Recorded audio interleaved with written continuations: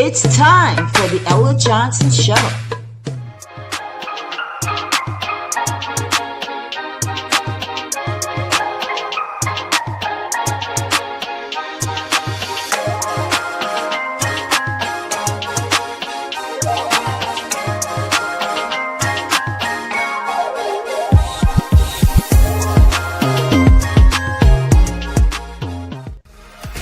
Thanks for tuning in to the Ella Johnson Show, where there are two sides to every story. Enjoy the broadcast.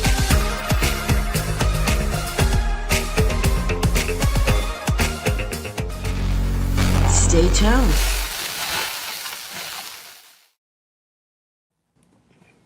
Hello, everyone, and welcome to the Ella Johnson Show. I am so excited that you've tuned in. My name is Ella Johnson, and I'm your host. And I am Pamela McMillian, Johnny D's granddaughter. I will be your co-host tonight. Thank you for joining the broadcast. Wasn't that wonderful, guys? Listen, we're already off to a good start. I am so excited about tonight's broadcast because, as you see, I have Stephanie Simpson and Kenneth Rankins and Pamela here with me tonight. It is going to be a good conversation. Right now, what I would do if I were you, I would share this broadcast with everyone. Share it to your timelines because this conversation is going to be great. We're going to take you back. We are paralleling from the past all the way up to Tunstall today. So I'm excited. Welcome to the Ella Johnson Show. I want you to meet my guests. They're going to introduce themselves. We're going to start with my co-host, Miss Pamela. Why don't you tell everyone who you are and why you're here today? I am Pamela McMillian, Johnny D's granddaughter. I am here to possibly provide additional information. I am a truck driver, mother of 3. Hi, babies. And overall, I just want to see change within our community. Accountability and justice. Amen. Amen. Stephanie? Hi, my name is Stephanie Simpson. I am from Monroe, Alabama originally, and I now reside in Atlanta. And I'm on because I'm an advocate for social reform. And I would love to kind of, just see this story out. And it's a tragedy amongst so many. So I'm just here to join the cause and to advocate for justice. Wow, I'm so glad. Thank you. Welcome. Welcome to the Ella Johnson Show. Kenneth? Hi, everybody. My name is Kenneth Rankins, for those that may not know me. So, and those that do, I am a native of Monroe, but I live in Los Angeles, California. I am an artist, an activist, and I really, really love my community. So when the conversation came to me about what was going on in our town, again, I had to jump online and just, give my commentary on it and my thoughts, and hopefully that we can all come together and find some common ground to figure it out. Amen. Amen. Well, listen, that all sounds good. Look, we need to talk straight tonight about what's really going on in Monroeville, Alabama. Real talk, we all care about it. There is a pattern here, a cycle that has been crushing Black men in this town for nearly 100 years. And it's time to lay it all out on the table, okay? Back in 1934, they went after Walter Lett. They locked him up on a flat out lie with absolutely zero proof. And even though they didn't execute him, the pure terror of sitting in a cell broke his mind and spirit until he died alone in an asylum, guys. Now, fast forward 50 years to 1987. They used that exact same playbook on Walter McMillian. The sheriff framed him. Yeah. Hid the truth, threw him right onto death row for 15 months. 15 months before he even had a trial. Can you believe that? Stealing 6 years of his life before he finally won his freedom. You guys know the story. And just weeks ago, March 30th, 2026, and I've been talking about this for a while now, we saw the exact same story play out in broad daylight with Amar and T. Tunstall. We all saw the video of him being dragged through the dirt on Crow Avenue, and just 1 hour later, he was dead, guys. And we still don't know the cause of his death. Now, throughout that, the years change. Police uniforms change, and now we have smartphones to record it. Thank God. But the ending to the story stays exactly the same. That is why every single person, and I'm not talking just one or two, every single person watching this show tonight needs to open your phone, click the link that I've put in the comments, sign the petition. We are demanding a real independent investigation with total transparency. We cannot sit here and keep quiet. Those days are gone. We can't do that anymore, because playing nice and staying silent is exactly how the next tragedy happens. So I'm asking you straight up, real talk, tonight. Now what? That's the question. Do we just accept another scripted excuse from local leadership? Do we just scroll past another viral video on our phones and wait for the next name to be added to this list? Or should we finally stand up, demand real answers, and force this broken system to change? Let's talk about it. Welcome. Welcome to the Ella Johnson Show. Yay! Yes. All right, let's bring Stephanie back. Looks like we lost her, guys. Listen, this is a good time for y'all to share the broadcast right here. Share right away. So what I want to do tonight, Pamela, I know, because listen, we've been talking about tea, and we are going to talk about tea tonight, but I want to start the show with you, Pamela. Everybody is excited to have Johnny D's granddaughter. I'm sure there's so many questions. So we may get questions from the audience for you, but I know that my team here definitely, and my guests here definitely want to ask you some questions. But I want to start out with the first question. Is that okay? Okay. Yeah. Now, everybody knows the books, the headlines, and what we've seen. We've even seen the movie Just Mercy. But you knew him as Granddaddy. He was not just Johnny D to you. He was Pawpaw. I don't know if that's what you call him. Daddy. What do you want people to know about who Walter McMillian really was, away from the courtrooms and the death row? You don't want that to be remembered. What do you want us to remember? What do you want us to know about him? He loved his family. It was family first. His kids, definitely his grandkids. I was the firstborn, so I think I got the most love out of everybody. But he was family oriented. He loved his community. Even the barbecue that he was at when he was framed, that was a family event. And he definitely did that often. Wow. So he liked the barbecue and having fun and being with family. Because I know that event was for the church. You were raising money for the church that day, right? I believe so. I was so young. Yeah. Now, when you saw this, what happened with T. Tunstall, was that like a gut punch? I mean, what did you feel when you saw that? I saw the video live, and I couldn't believe it. First off, I couldn't believe that somebody actually got that footage, and then following how it was just definitely told wrong. The evidence did not match the statements given, and we all saw it. We've seen it thousands of times. It just makes no sense. There were so many people in an uproar and ready to protest, and then when the protest came, it was crickets. Oh, okay. Yeah, that's we're gonna get into that one too. But I have one more question, then I'm gonna let my guests ask you a question. Over those 6 years with Johnny D, how did you see him? Because you knew him before he went in there. How did he change? How did that change him? He kind of went into a shell.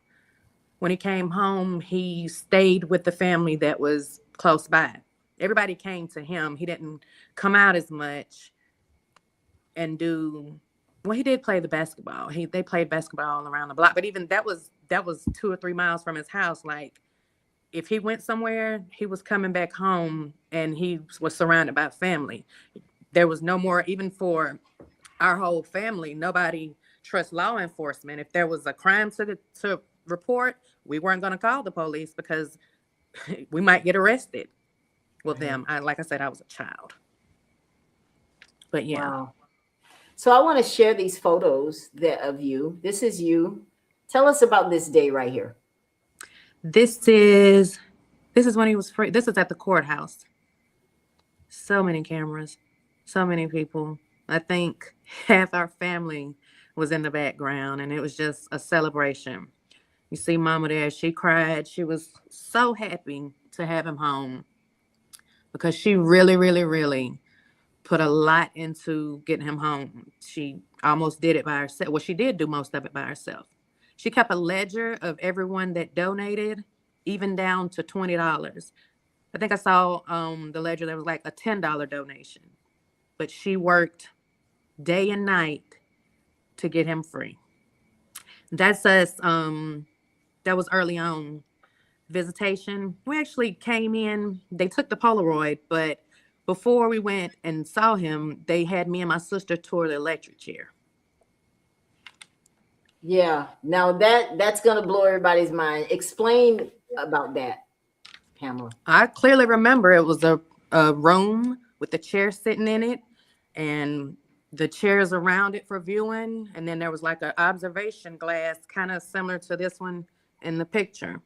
I don't know why, but yeah, it was like 5, 6 years old. Did they say anything to you about why they were showing that to you? I don't remember. I just felt like, I guess this is where they said it was going to end. Oh, wow. So, Kenneth, you have some questions? Yeah, I got one. Now, if you could go back and give your grandfather just like one moment of peace, about this whole nightmare situation, what would it be?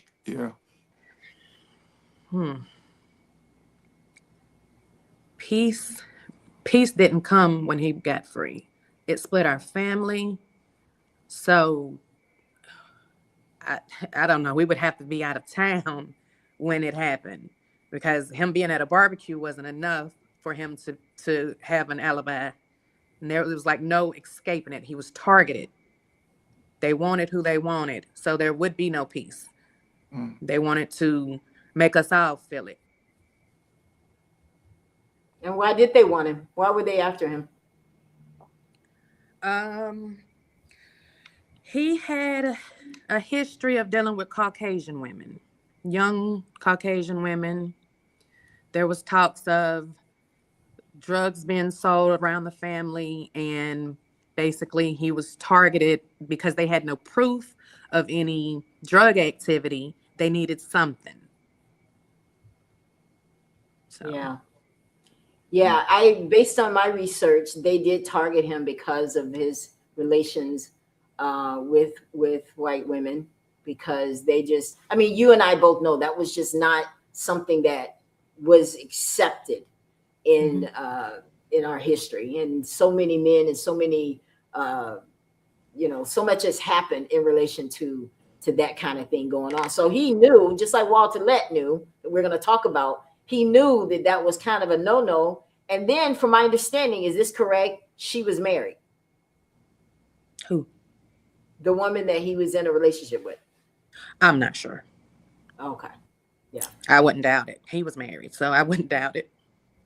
Yeah. So I'm sorry. So the lady that, that passed away in this incident, did he have any relations with her? Like at all? I know Monroe was a small town, so he probably knew her, but did they have any type of relationship? Not that I'm aware of. I don't know. 87, I was 2-3 years old. I've heard that they actually did have a physical relationship, and that's how he was targeted also. But then I've also heard he didn't know who she was. So I'm not sure. Now, to add to that, Stephanie, I did see on the 60 Minutes video that he said he didn't know her. Yeah, that's what I thought, but I just kind of wanted to get some clarification there. So, Pamela, what type of story, like when you talk to your children, how do you pass the story down to them? Or have you shared it with them? I haven't. My kids are really small. My oldest is 12, and I have a 5-year-old and an 8-year-old. So there's we're in my grandmother's house, and there's pictures of him still on the wall from this era. So they will know the story. They've seen Just Mercy. Mhm. So they think we're related to Jamie Foxx because he played my granddad. But Girl, play it up. Let me read it too. yeah, they'll know. I'll tell them. They knew my grandmother, of course, because she just passed last year, but they haven't heard the story of their great granddad because I'm still trying to get them to understand that my dad has passed away. Mhm. Yeah, you mentioned that to me. I'm sorry for your loss, but My she goodness. mentioned to me that her father had also passed. But let me ask you a question about Monroe. Do you have any kind of resentment towards Monroe County because of what happened to your grandfather? Oh, definitely. Definitely. Like I said earlier, my grandma, she literally almost did the paying of his lawyer. She almost did that on her own. So at the time, my aunt was going off to college. She put herself through college. She had to do it on her own because mama couldn't help her. And I think that really put a big wedge between her relationship with her father because they didn't have a relationship afterwards. His daughter. Now, when it comes to the sheriff and the police and that whole thing, we all know the story. They framed him. Definitely. Do you think Monroe has changed? Because now we got T. Do you think Monroe has changed? Not at all. I mean, Do you you can think they you can could have paint a done? building, but it's still the same building. You Okay. still have the same people in office. You still have the same methods being used. Not much at all. I said we got three different Monroevals. You got different errors and same questions. It's the same old thing, but just from what happened with Walter Lett to what happened with Johnny D, now to what's going on with T. It's the same questions, and still we do not trust, the officials that are working these cases. Mm-hmm. And that is something. That is why we're gonna go here tonight, guys, because this is something that I am not sure if people in Monroeville are familiar with. That history, tells us that this is something that has happened in Monroeville. Yeah. Now, you guys see this first picture. Now, that may be AI generated. I'm not really sure if that's how he looks because, 1934, I'm probably not going to find his picture. He So looks I very just want to similar. let you guys, huh? He looks very similar. Yeah. Okay. Yeah. Yeah. So Walter Lett, guys, I want y'all to see this because we're going to draw the parallels. You see 1934, 1987, 2026. I want you guys to remember that. So 1934, Walter Lett. Had you guys heard of this story before about Walter Lett? I'm kind of I familiar with have. I mean, because it inspired To Kill a Mockingbird. So Yeah. it was, yeah. Mhm. So for those of you that don't know, this was a young man who was accused of raping a white woman. It's funny how it always goes back to that. I'm not trying to be racist here. She was white, he was black, and that is why he was on trial. So her name is Naomi Lowry. This was back in 1934. And he obviously pleaded not guilty. He didn't do it. He's like, I did not do this. She may have slept with someone else and trying to blame it on me, but I didn't do this. Now he pled not guilty, but guess what? There was still a trial. He probably knew how it was going to happen. They found him guilty and they sentenced him to die. No evidence, no proof, nothing. Just like Johnny D, right? Am I no proof? All right. They sentenced this man to die in the electric chair in Monroe. Now, here's how that turned out. What happened is that he ended up in on death row, but the citizens of Monroe and different people sent letters to the judge. They're like, look, this man didn't do this. There's no evidence. He didn't do this. Okay. And they said, okay, bet. So criminal appeals and all these different people got involved, the parole board or whomever it was. And they said, all right, we'll give him life. Oh, gee, thanks. He still didn't do anything, but he still was sentenced to life. And being in there, it just drove him mad. It drove him mad. He ended up in the asylum. He caught tuberculosis, died in 1937. Now, what led to his death was the fact that he had tuberculosis. He had poor health, and the prison conditions were so horrible, made him sick. What do you guys think about that? Still the same today. Yeah, pretty much. But I said, but the question is, do you think that the men that were targeting him and the men that was targeting Johnny D and the men that were targeting T, were they all racist? At the end of the day, was there some form of jealousy? Because like you think about it, you know, like I don't know, as women on the panel, do you feel like when you see like a black man with a white woman, is it offensive to you? And vice versa, when you see a white man with a black woman, does it feel, because it's interesting when I see it from both points of view, but I would love to get your point of view on that. I'll be honest with you. I don't have a problem with men, black men dating white women. I don't have a problem with that. I personally don't have a problem with that. I don't have a problem with white men dating black women. It's who you want to be with. And obviously these people can get it. But you asked the question, do you think that all three were from racist tendencies? Absolutely. Mm-hmm. Absolutely. Yeah. And that is the blue wall I'm talking about. And I don't think that tearing it down physically is going to work. We got to tear it down systemically. It is in the DNA, you know? And I think that the same mindset they had going after Walter Lett is exactly why they went after Johnny D. Why do you think they feel okay to do that in Monroeville, though, Kenneth? Why? Why do you think they feel like? Because they could get away with it. Who's going to question them? You know? Because pretty much that's why you kind of see how they're redistricting all the maps over the United States with our Supreme Court. And, you know, and Trump's situation for President Obama, the jealousy is like, I don't know what it is. We have nothing that we want from you. You know, we just want to just go to work, you know, take care of our families and go on about our day. But for some reason, if you see us like, you know, with a certain individual or having certain things that you can't get, then you pretty much prejudge. And I felt like even thinking about what happened with Walter Lett, you know, somebody assumed that he was with this woman. He didn't even know her. You know, you think that with Johnny D, you know, he was like a perfect target, you know, almost to say, oh, because he did like certain white women, that they felt like that maybe he liked this one too, and maybe he's responsible. So let's get him off the streets. But then at the same time, destroying his whole family and his family walking around with a scarlet letter on them for something that he didn't do. So, and I don't think it's fair, but I feel like at the end of the day, it was all jealousy. Mm-hmm. Oh, definitely. Yeah, Definitely. Like, because think about it. We're gonna stay on Walter Lett real quick, and then we're gonna jump on Johnny D.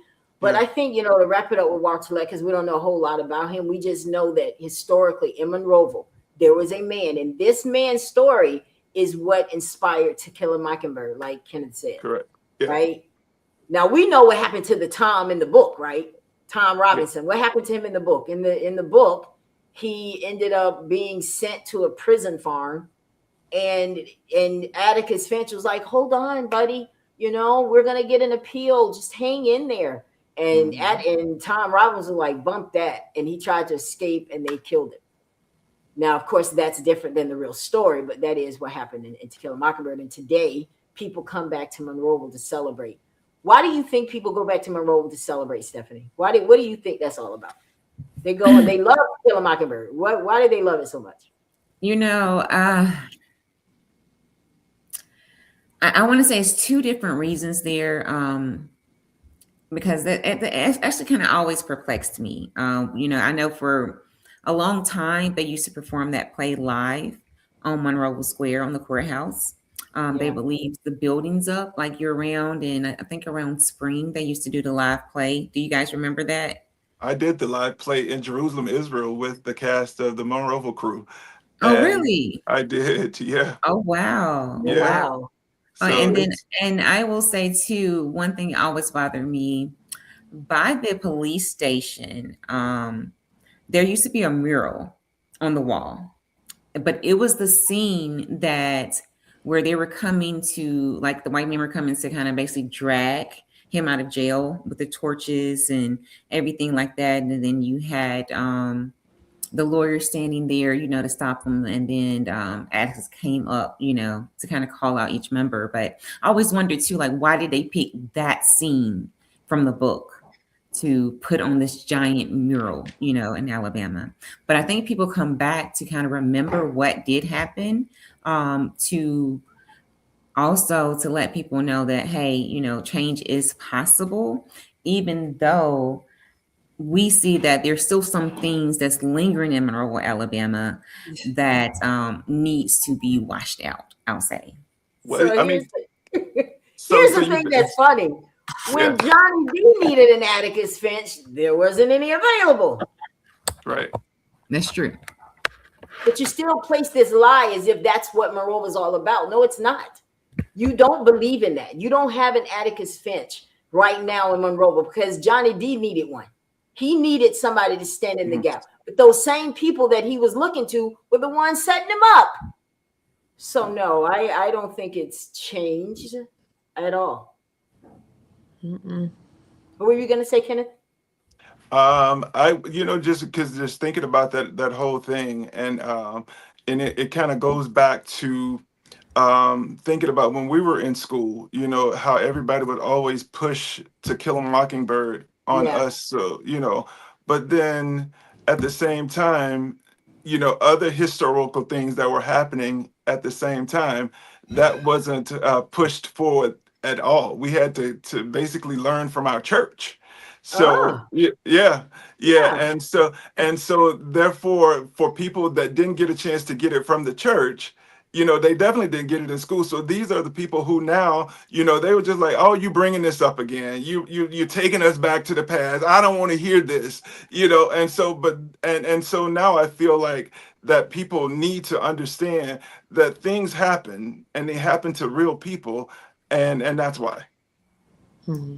And I think, because I've had people try to tell me, they say, Ella, you're missing the point about To Kill a Mockingbird. Enlighten me. Please help us out. Yeah. So basically, what the enlightening part was that this man, during a time as racially divided as they were then, took it upon himself to represent a Black man. Now, he probably was called all kinds of nigger lovers and all kinds of stuff, but he took that chance to do that. So, and Harper Lee was basically, if you will, warning us, hey guys, because when this happened to Walter Lett, she was like 7 years old. Mm-hmm. So she would watch her father. And another thing too, guys, you see this right here? This is the article that was in the paper.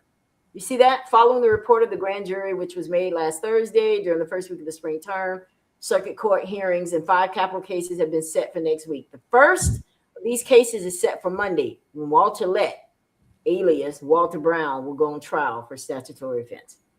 So what I did learn is that Harper Lee's father used to edit the Monroe Journal, like for real. Yeah. And so because of that, she was able to learn a lot of stuff. So she brought this out in a way to say, hey, look, this is what's really happening. So we can thank her for anything. She made us aware of what was really going on in Monroe. Now, if Monroe want to do the right thing today, now let's talk about the real story behind it. Let's talk about the real people this happened to. We don't need, let's say Walter Lett, that's too old. Johnny D, that became national. Well, it's too profitable now. It's too profitable now to go back. So now it's a money making machine. Right. So so they're not going back no time soon. Probably not in our lifetime. Because I don't think that was one of the books that they banned from the libraries across America. Oh yeah, sure. That is a very good point. I'm surprised they didn't. Well, I mean, I guess given that he was there but it's still like kind of both sides. The fact that you had the wrong conviction in the first place, but then you also had this attorney who stood up for justice and representing him. But I know when the entire CRT was going on and they were banning different literature, but yeah, I have to actually check that. That's a good point. Yeah. Now, what I did learn about To Kill a Mockingbird, and you can check this too, Stephanie, I don't think it's required reading. I think they changed that. You know, because it was required. Yeah, I do Even in think college, they it was changed it. required. Actually, I had that conversation with my husband a few weeks ago, actually, because he didn't read it. I mean, I remember reading it a few times in school, and I remember it being like, you know, part of our reading list, required reading list.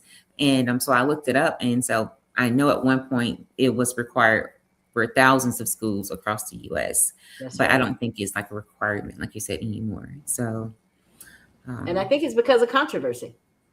Yeah. Yeah, I think so. So let's talk about Johnny D. Oh, Kenneth, you and I were talking about this before the show. We were youngsters then. I was in Monroe when this one happened. So was I. Yeah. I remember the day just like it was yesterday. They came running through there. Guys, get all the girls in the house. There's a rapist on the loose. And we're like, whatever, you know. But Yeah. so when you first saw police, Pamela, come to the house, or you first learned of this, you were very young. What did you see happening in the house? Did you see that there was just a lot of arguing going on, a lot of miscommunications? Like, what do you remember from a child's view seeing? From a child's view, I remember Daddy being there and then being gone. That's about it. The next time I saw him, because he was arrested, and the next thing I know, he was in prison. Like, we didn't go to court. He went from jail to prison. Oof. So we started visiting him in the prison, like instantly. And every weekend we were at the prison. It was like my second home. Wow. So they allowed you in there. And what kind of conversations did you say to him being a young child? Daddy, why? Because you called him daddy, guys. Let me just, for the record, state that she refers to him as dad. So what did you say to him? Like, Daddy, why are you here? When you coming home? The typical Just, kid. yeah, the usual, when you coming home? And he didn't know, but he would tell me he'll be home soon. He'll be home soon. He felt like he would be home, but I think deep down, he probably felt like it was over for him. Because if you're complete, you know you're innocent. You have 30, 40, 50 people saying, hey, I saw him right here eating a piece of chicken. And then you have the police saying, nope, that wasn't him. He was killing somebody in town. So, yeah, he used to tell us he was coming home and be good and all of that, but I'm not sure that he felt he would. So what I want to do is actually home. Oh, yeah, absolutely. I want to take us back to some pictures, and I want you to tell me what you feel, and you guys, and let's just ask questions about some of these pictures that we have of Johnny D. This was on you guys' front porch, right? Yes. Yeah. And this was, do you remember what this was? All the family was over. What was this for? That's when he came home. That was after the courthouse. Okay. Mm-hmm. Now, of course, when this aired on 60 Minutes, tell me what was going on, because this was a hopeful moment at this point, because now it's getting some national coverage. What did you guys feel when you saw this? Do you remember watching this on the news, on television when it came out? Mm-hmm. I do, because I remember it's such an exciting thing just to see Monroeville on the television. I remember sitting with my grandmother Ruth and watching it. And it was just like, wow, Monroeville, like I know this cleaner, you know, and so because we would drive past it every day, and just going to either church or going out to my other grandmother's house. And so it was just always so interesting. And I was just really excited about it, but didn't really know the full story until I was like, dang, that happened. Yeah. This is a young woman, guys. I want to definitely say, because I got to give her honor. This young lady lost her life. She was 18 years old at the time, innocent, hadn't started her life. And, so, I mean, there's nothing else to say, but I do want to acknowledge her. Okay. She deserves justice. She deserves it. Absolutely. She really does. 1000%. Now, this woman, do you know who this is, Pamela? No. This is Karen Kelly. Karen Kelly is the woman who was supposedly, allegedly, having the relationship with Johnny D. That had a husband. And from Okay. what I understand, she lost her children, and then she started drinking and getting to the drugs, that side of the world. And they interviewed her trying to get her, because she said that there was a police officer told her, "Why are you out here messing with these niggers? Don't you know you about to lose your life? You're gonna ruin your whole life and reputation over it."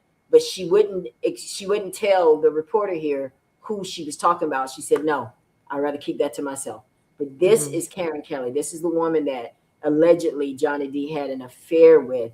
She was married, and of course he's married, and that became a thing. All right. Then over here, this is just something from the clippings. Bogus coerced out of him by the police. Now let's talk about that. I'm gonna take this off right now so we can all talk. What do you guys think? Because this is the part. This is why this is so important for people that are watching this who don't know their history. We do not want to believe that the police framed him. Why do we think that just happens in movies, Kenneth? I mean, because I guess they say that it makes for a great story, Right. and so Now, yeah. what do you remember about this one, Stephanie? This part. What do you remember about the framing part? The framing part, as far as I that I know, like I think he had maybe had some previous tension, and that kind of goes back to what Kenneth was saying earlier, whether it was some type of jealousy that made them kind of want to pick him out, or some type of anger towards him. I think there was some like underlining situations for them to actually pick him. Money. So yeah, whether it was like a financial sense, like, oh, he's doing better Yes. than me, whether it was someone who, even if it wasn't like that lady's husband, somebody who liked her, or somebody who liked somebody he was dating. It could be a plethora of things that could cause that type of tension and animosity towards him to actually want to, single him out and then go through the effort of framing him and to find a witness and coerce that person into, giving false testimony. So, yeah. So here's the thing. I want y'all to think about this. I want you to just really close your eyes and think about what I'm about to say. They wanted Johnny D because he was doing well in his logging business. He was successful. He didn't need them. He was well known in the community. And they heard that he was dealing drugs, but they could never catch him. Okay?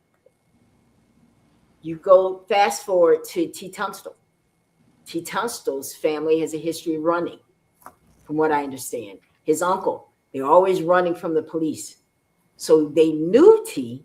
They knew his uncle. They had some history there with them.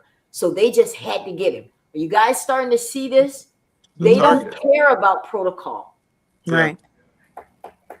This man made money. So they figure, okay, we heard he's out here messing with white women. We're going to get him. We may not be able to catch him we may not be able to pin him on this murder right away, but we're going to get him for that reason. Why do you think that, Ella? Because it came up in trial. What does that have to do with a hill of beans that he was sleeping with white women? I really don't know why that matters, but it came up in the hearing, according to Brian Stevenson, right? So, I mean, I just wanted to draw those parallels, guys, because it's like, okay, so they did it to Johnny D, and then they turn around and did it to these guys are just trifling. Now, you think it's changed because of the years in between. Why is it still the same, Stephanie? If with all these years in between, how is it that mindset is still there? We just got to get it. We don't like it. I think one thing to acknowledge, the same way, Pamela, where, you're his granddaughter, so you remember everything that happened. The people in Monroeville, and I'm not going to accuse anyone of being a racist. Right. What I will say, though, and it's just obvious, it gets embedded in you. Were the grandkids of the people who carried out the actions of, Walter Lett, as well as Johnny D.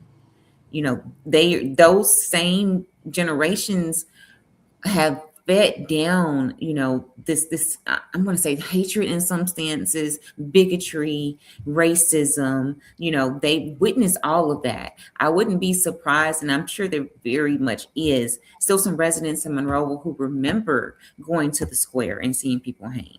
Like, I was actually reading an article yesterday, where the lady was just explaining, she said, when I was younger, we would, after church, it was like an event.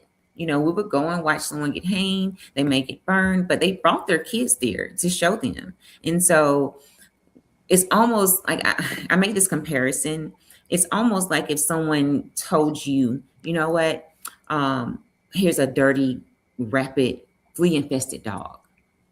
And I know that's just some really hardcore comparison there, but now we want you to let it sit by you, go to the bathroom with you, eat off the same plate, and X, Y, and Z. So that has been kind of embedded into your brain from the beginning. We can all kind of agree and just like, no, that's not going to happen. Like, there's no way this flea-infested dog is going to sit at my table. But that's some of the mentality, and that's what that was fed to them. So I think that is why it's still happening. It's almost like, even if it's not intentional, it's kind of already embedded in you. So you're going to automatically think worse of certain races. Yeah, then to piggyback on what you're saying, because if you think about it, you remember like a lot of those old photos that we used to see of those angry white people at the lunch counters and the dogs and all that stuff that was going on. So now they're our senior citizens now, even though they might appear very sweet walking around. But remember, in those photos, they were some angry people. They've just become older and more professional. Listen, I was right there singing at Inglewood in Monroeville, singing Christmas carols. And there was a white lady in a wheelchair, and she's like, "Get out of the way, nigger, I can't see." What? Yeah. Right in the middle of the song. I'm like, Jingle, what? What? But I know that this is what we're talking about, these people from then. So it's like, you can't take it personal because they just doing what they know, right? Yeah. Now, we did finish the song, but I looked at her for a while because I'm like, what? All right, so this guy right here, guys, who is this? This is Theodore Pearson. He was the prosecutor. Pearson, yeah. He was the prosecutor back then when he initially got this case. This man right here and the sheriff, they worked together. These people were rotten to the core, guys. Definitely. When I say, and I'm not even trying to be nice, just rotten to the core. They coerced this guy right here, asked Eidner, to say that the body was dragged. Y'all remember in the 60 Minutes video? It was so funny because the reporter kept saying dragged and he kept saying the drug. And I guess he was like, bro, I'm trying to correct you. They didn't drug him. They dragged him. But anyway, that's neither here nor there. But anyway, they were trying to get into lie. I even heard that ABI was trying to get these people to lie on Johnny D.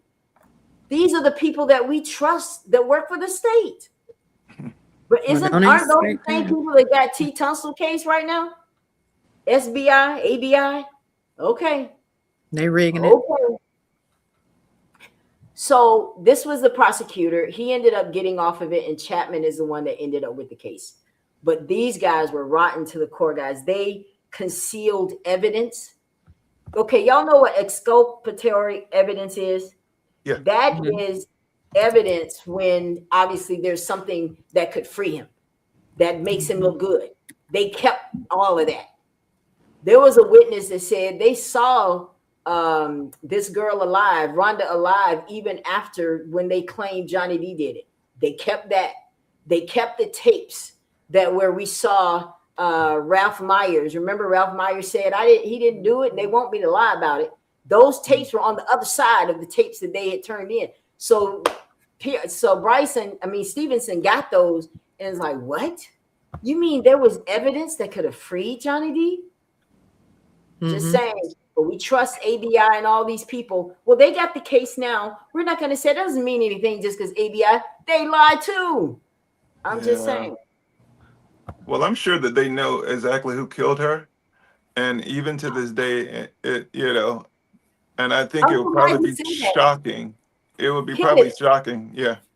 I'm so glad you say that. You know why? Yeah. Because at the end of all of this, the SBI or whomever, they did do something. It turned over into somebody else. Somebody else got the case and started looking. They found a man of interest. This is a man that kept coming and asking questions about her and thinking, oh, well, maybe this could have happened. And they were just like, wait a minute, you sure are calling a lot. You sure? He even gave him a scenario. Let's just say someone came into the cleaners and ran across the street and came in there, and they're looking at him like, where is this guy coming from? So they started investigating him. And when he saw that they were getting onto him, he ran. And this is the part, he turned it over to Monroeville and said, y'all need to look into this guy. And they wouldn't do it. Did you know that, Pamela? Mm-hmm. So I'm not making up anything, right? No. Okay.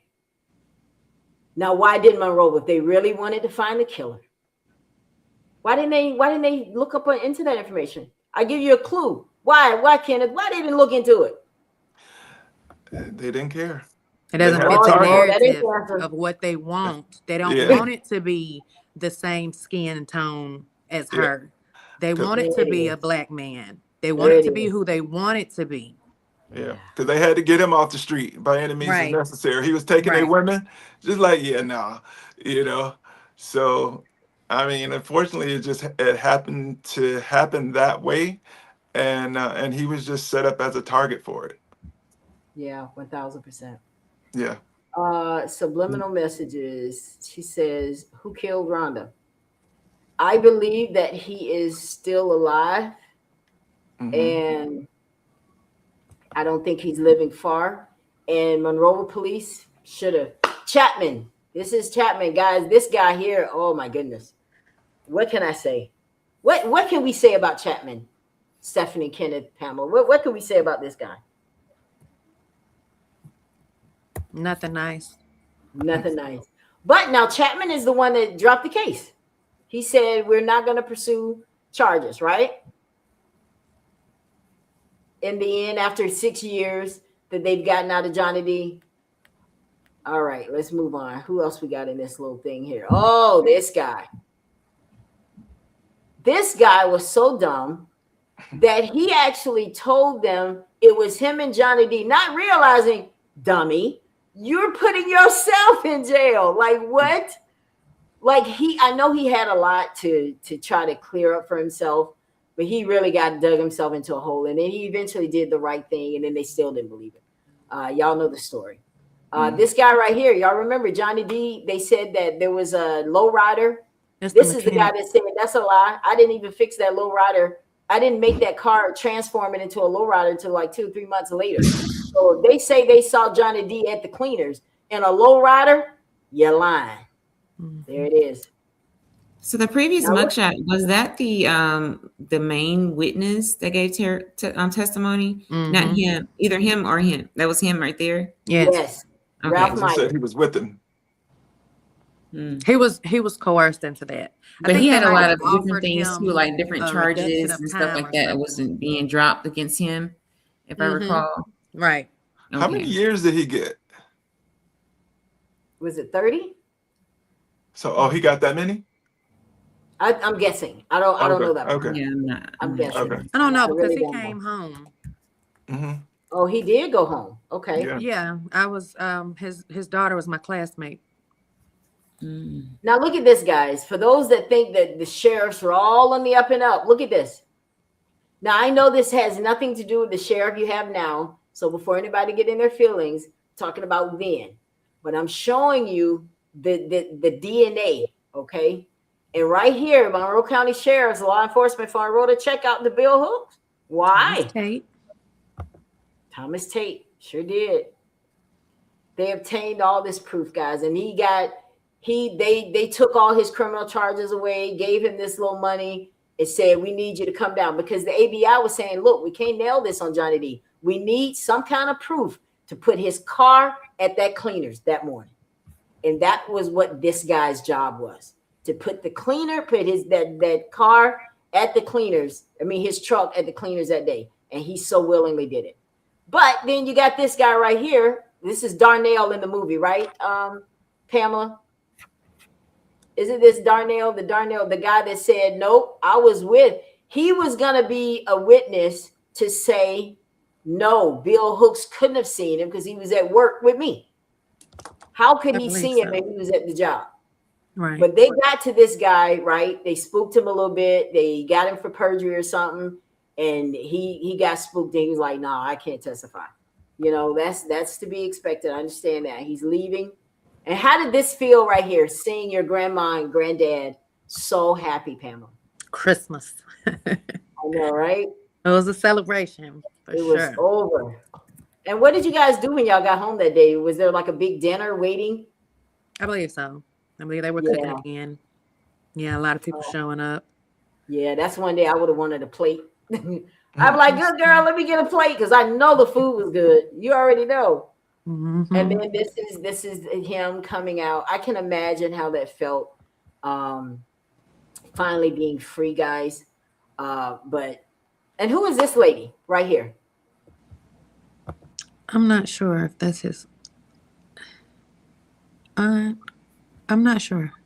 Not sure. Okay. So I wanted to bring that, guys, because I wanted y'all to see, okay, now we're showing you a timeline of events that happened in Monroeville. We go from Walter Lett in 1934, accused of white woman, sent to electric chair. Then we move over to 53 years later to Johnny D, accused of really being with a white woman. That's what it was really all about. Sentenced to the chair. Now, here's the thing. He went straight to the chair. Have we ever, and this is what's crazy. When there was finally a trial and the jury found him guilty and sentenced him to life, Judge Robert E. Lee Key says, nah, that ain't good enough. I want him to die. Did y'all know that? Mm-hmm. That is very true. Yeah. Yeah. So I just want to leave you guys with that. Now we're going to start talking about T. Tunstall because now we're in 2026. Now I want you guys to tell me, this is where we're going to start with T. Tunstall. All right. I'm sorry, guys. I'm not bringing up messages over here. All right. That's effed up. Yeah, you're right. It's effed up. Absolutely. They know exactly who killed Rhonda. Yep, I agree. All right, He was the cousin. fall guy. Mm-hmm. Monroe covered up the perfect crime scene. Oh yeah, family pressure. Yeah, that's another thing too, guys. The crime scene, they botched it. They completely botched the crime scene. Well, I mean, So they've been doing that for years. When you even think back about all those men that were lynched on the courthouse square, you know, the 17 to be exact. You know, people don't talk about it, but it happened. Well, we talk about it on the Ella Johnson show. Yeah, 17. Yeah. As soon as I get their names, we're gonna plaster them all over the place. I only have like 4. Yeah. But yeah, it's true. And I don't think a lot of people knew that there were 17 people lynched. And I think a lot of people didn't also know that. You remember how you guys were excited about getting home on Thursday? They shut town down. Yeah. 2026 why, right? Still goes on. What'd you say? To date, every Thursday, it's going to be closed at 12 for the hangings. In 2026, they're still doing this. They're still doing it. I was just going to ask.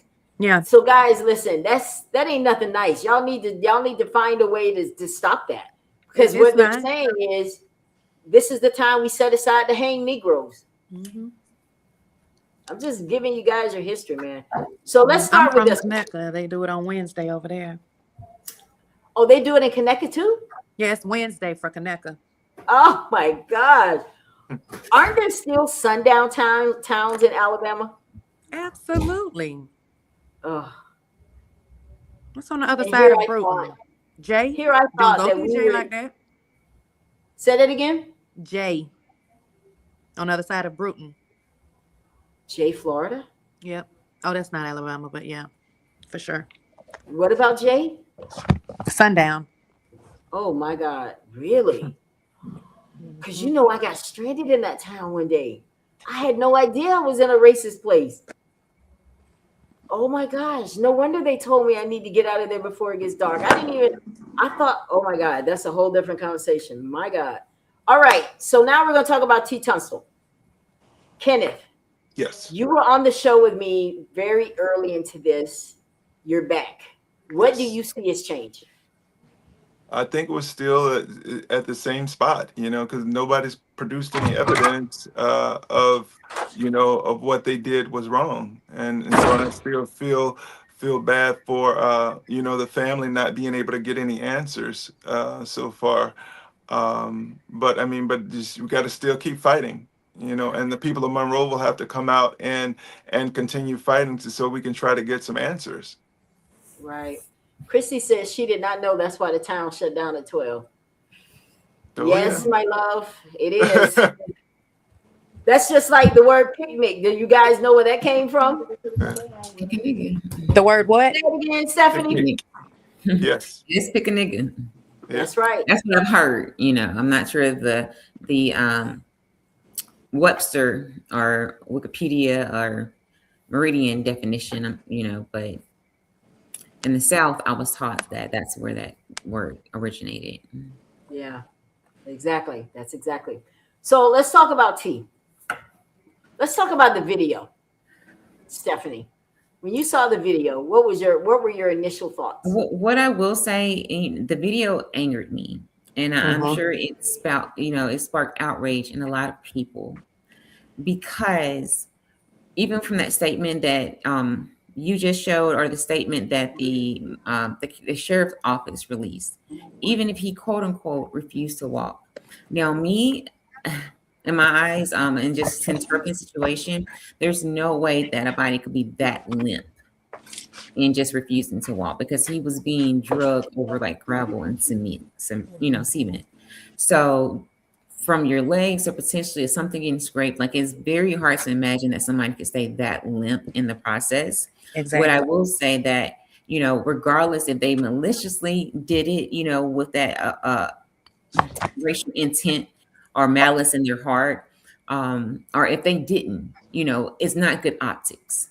So what I would say to the sheriff's office and the Monroe County or the Monroe Police Department is to remember that the environment that you're in. You were in Clausdale. You're in a heavily populated community of African Americans.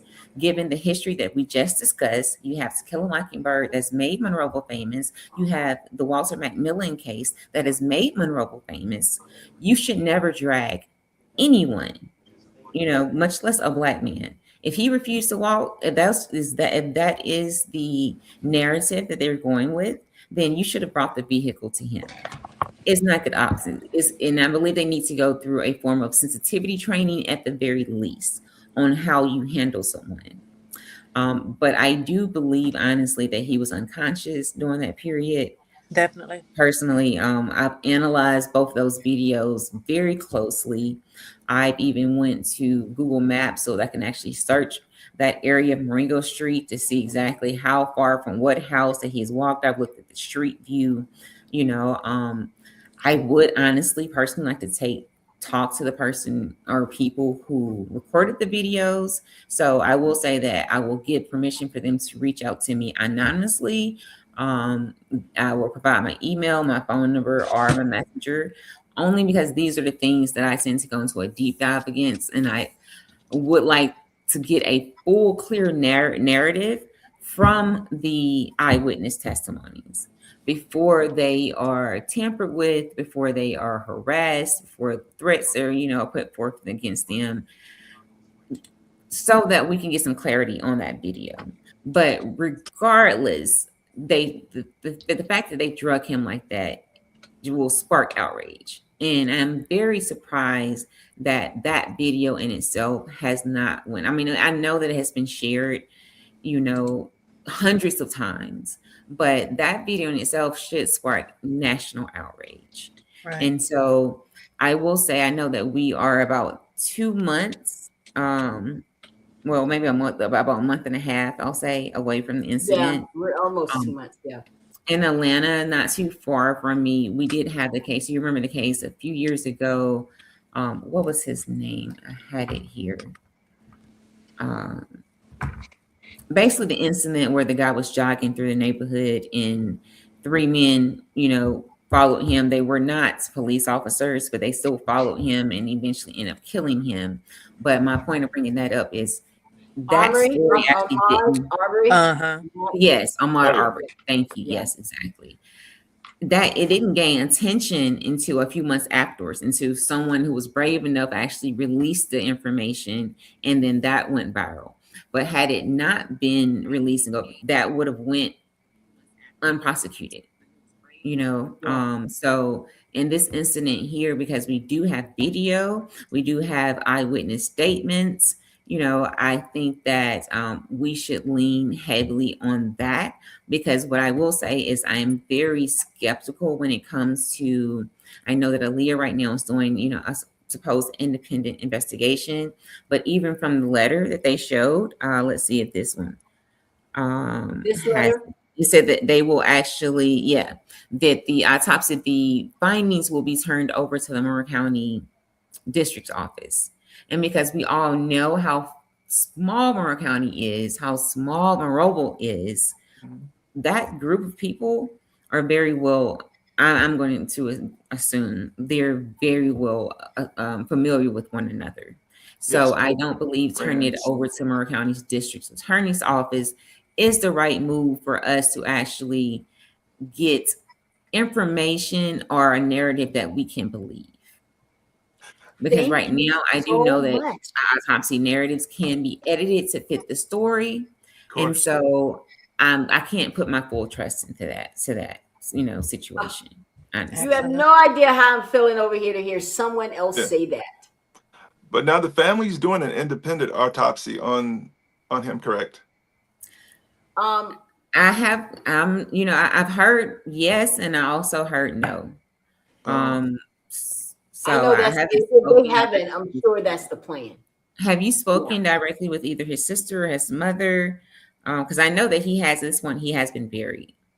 Yeah. So I mean, because you can always exhume the body and bring him back. I know they can't. I know they can't exhume the body. And I know that takes more time and, of course, more financial resources in order to do so. Without having to do that, well, first, let me back up. I will say when it comes to the autopsy, a few things that's very important to know that we're looking for. Any marks that's on his body. If someone's being tasered and the Monroe Police Department nor the sheriff's office mentioned anything about him being tased. In fact, they mentioned that he was taken to custody without incident, which we already know that was not true. But the fact that, are we looking for any bruises, marks on his body? What does the toxicology report state? Does it say that he has drugs in his system? But even with that, it's not enough to say that he has drugs in the system. At what point were they metabolized in his system? And I say that too, because it is still possible that somebody could have put something in him. Truth be told, but however, if that did happen, they can also verify that at what point, was it entered into this body. And that's why I said that, if it had metabolized inside of him, because if they want, and I'm not going to put it past certain people, I'm not accusing anyone of anything, but I think I'm just stating that these are the things that we really need to take note of, and even his family and friends, like, was he known to be a drug user? I feel like at this point now, or even if it wasn't drugs, was he known to have medical issues in regards to his heart? Because right now we're still waiting on, the autopsy to say a final cause of death, so to speak. Mm-hmm. So, but other people who have laid eyes on him, whether it's other law enforcement officers, whether it was the medical personnel in the ambulance or the hospital, whether it was the undertaker who prepared his body, like those marks from tasers are going to be very well identifiable. Mm-hmm. Any other marks, I would like to see, even because he was drugged. So I would like to see did he have scrapes and things on his body? And that's important because, again, if he had scrapes on him, if your knees or your legs are being scraped up, you're going to move, you're going to flinch. Exactly. The slightest. I saw no flinching of his body. I saw literally no movement. Again, that's very, very hard. And to the point, I've even tried to reenact it.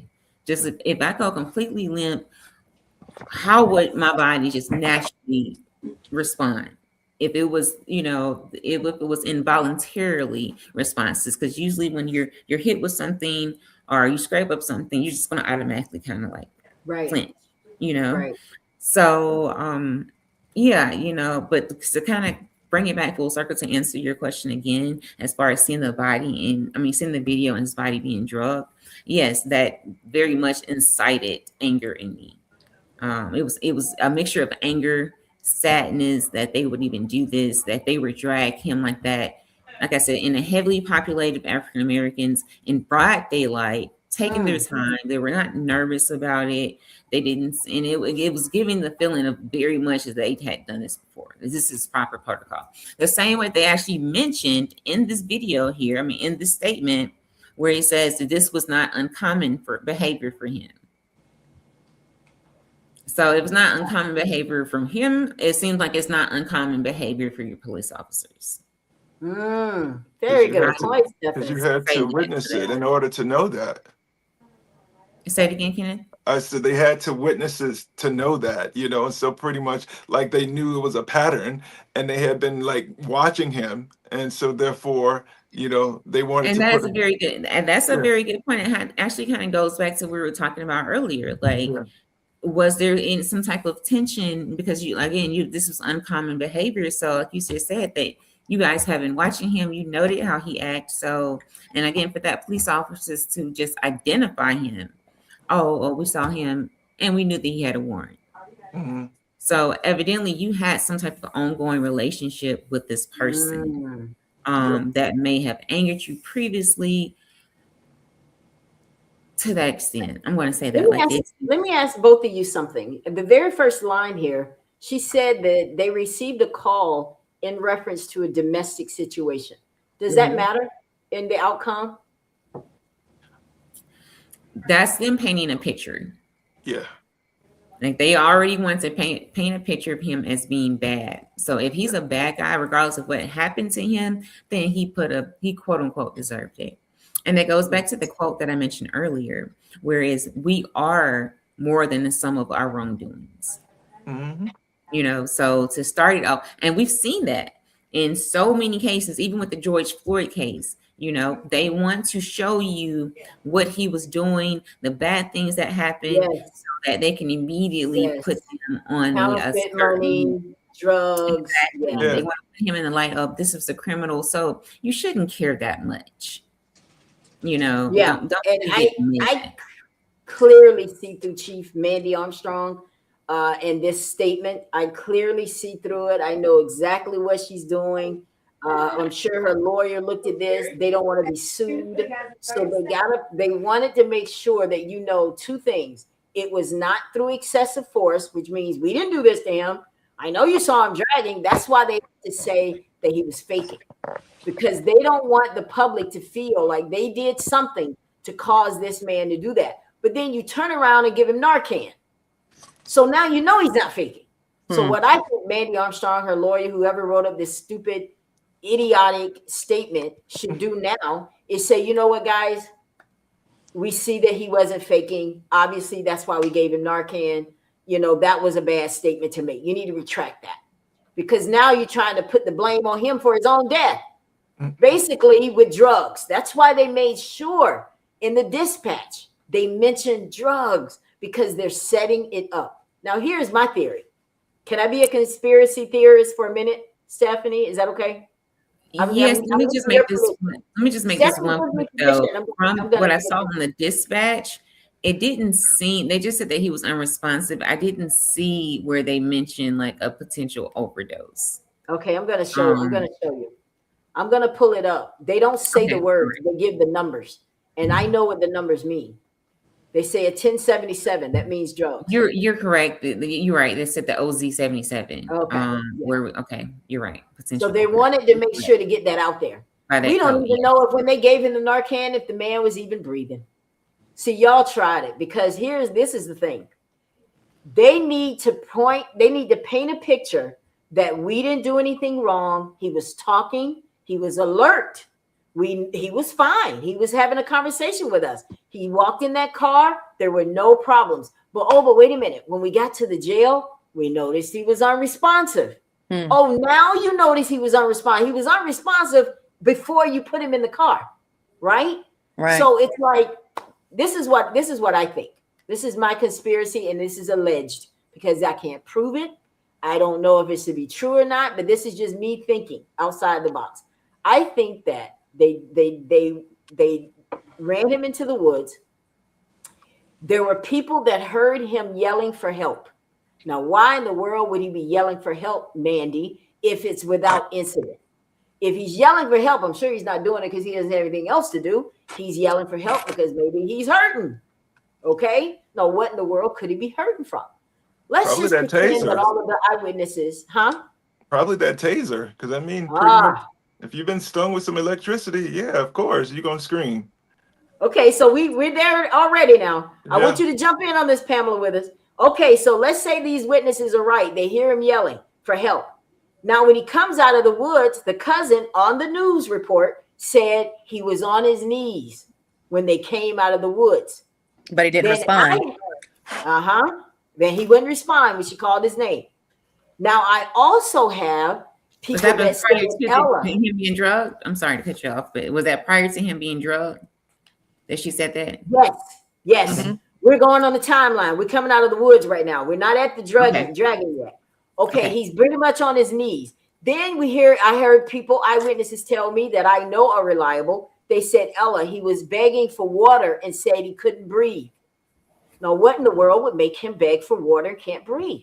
What can do that? Pepper spray, perhaps? Now, what is the protocol? It could be. And that was something that has not been brought to light. That is a very good point. And that's something else to look for in the autopsy, because they will be able to tell it on his skin as well as that would be in his lungs or his eyes. So that's a very good point. All right. Now, what is your protocol, Monroe, for that? I'm glad you asked that question because you guys got one. And we brought it here on the Ella Johnson Show. Whenever someone's been given pepper spray, the first thing you got to do is set them up right. You got to get their airways free. Okay? That's one of your protocol you're supposed to do. You're supposed to call the ambulance too. Because if you've administered a taser, and from what I understand, it was a dry tasing, and that he does have burn marks on his body, allegedly. But let's just say he did get that taser, and he's begging for water and all this, and they're ignoring him. Now you're dragging him. Now let's just pretend the cousin who said they put him in the car face down. Y'all remember that? We Y'all saw see that. that part on WKRG? They cut it, but I heard her. She said they put him in. Now, if they put him in that car face down, Monroe, you are done. Let me tell you why. Because you killed it. You killed him when you did that. He's handcuffed and laying on his face. Suffocating in handcuffs. Now, your own policy states, and APOSTC states that whenever a man is in this type of position, you release the handcuffs and give him aid. But y'all didn't do that. You put him in that car face down. All right. So if you put him in the car face down, now you are suffocating him. So you are speeding up his death. Now you get to the sheriff's office. We don't know what happened in that police car cruiser. Right, Kenneth? Stephanie? Pamela? Correct. We don't know what happened in that cruiser. Yeah, we don't know how hot it was in there. Maybe he couldn't breathe inside of there, because if they didn't have one in the air, how Monroe, the weather is tricky. And during that time, it was probably really hot, or it could have been extremely cold. So I'm not sure what the day was like during that time. But I felt like that if you're in a hot car with no ventilation, yeah, of course you could suffocate. So here's what I want to know. Now, I know that the sheriff did the right thing by not admitting him because he needed to go to the hospital. He needed medical care. But I want to know, this is the one thing I want to know from the sheriff, because this is going to corroborate my theory and this is going to help the investigation. When he showed up in that cruiser, what did your staff see when they opened that door? I want to know. Was he sitting up like Mandy said here? Or was he on his chest like the cousin said? I believe the cousin. And who knows the answer to that? The detention center. Yeah. Because here's the thing, detention center. When you guys got him, you refused him. You have to have a reason. What is that reason? And what did you write on paper? Did you write based on what I heard in the rumors that he was already dead when he made it there? Or did you say was proper and say he had a faint pulse like the dispatch said? Because the dispatch, Stephanie, if you guys remember, the dispatch said he had a faint pulse, right? Right. Here's my theory. When they made that call, that was a lie. He was already dead. Right. That's what I think. I think Narcan was given to him and didn't work because either A, he wasn't on drugs or he wasn't breathing. Yeah, that was another surprising fact from just the dispatch report that I saw, was that they gave him a nasal Narcan. And we were talking early in the week, you made a very good point on that. Like, if he wasn't breathing, then He couldn't how inhale it. was he able to? He wouldn't have been able to actually breathe in the nasal, Narcan. Like, you still have to take a deep breath, I'm assuming, the same way you would be if you were having like a nasal spray where you have to kind of breathe in, and if it was administered by EMS versus the police officers, you would think that they would have more than one version of it. So if he wasn't responsive, if he wasn't able to, again, breathe in and things of that nature, then I feel like if you were administering him Narcan, then it should have probably been via, either a shot, I'm assuming because they sell it now and it's so readily available, it must be able to just be stuck into like a large muscle on your body. So I'm not very familiar with the administration of Narcan, but I do know that they have multiple, ways to administer it. Well, it's available over the counters due to not everybody being on drugs, but so much drug use. They encourage you, if you know someone that uses drugs, keep it on hand. But even when you look at the bottle, it says, when administered, seek medical attention.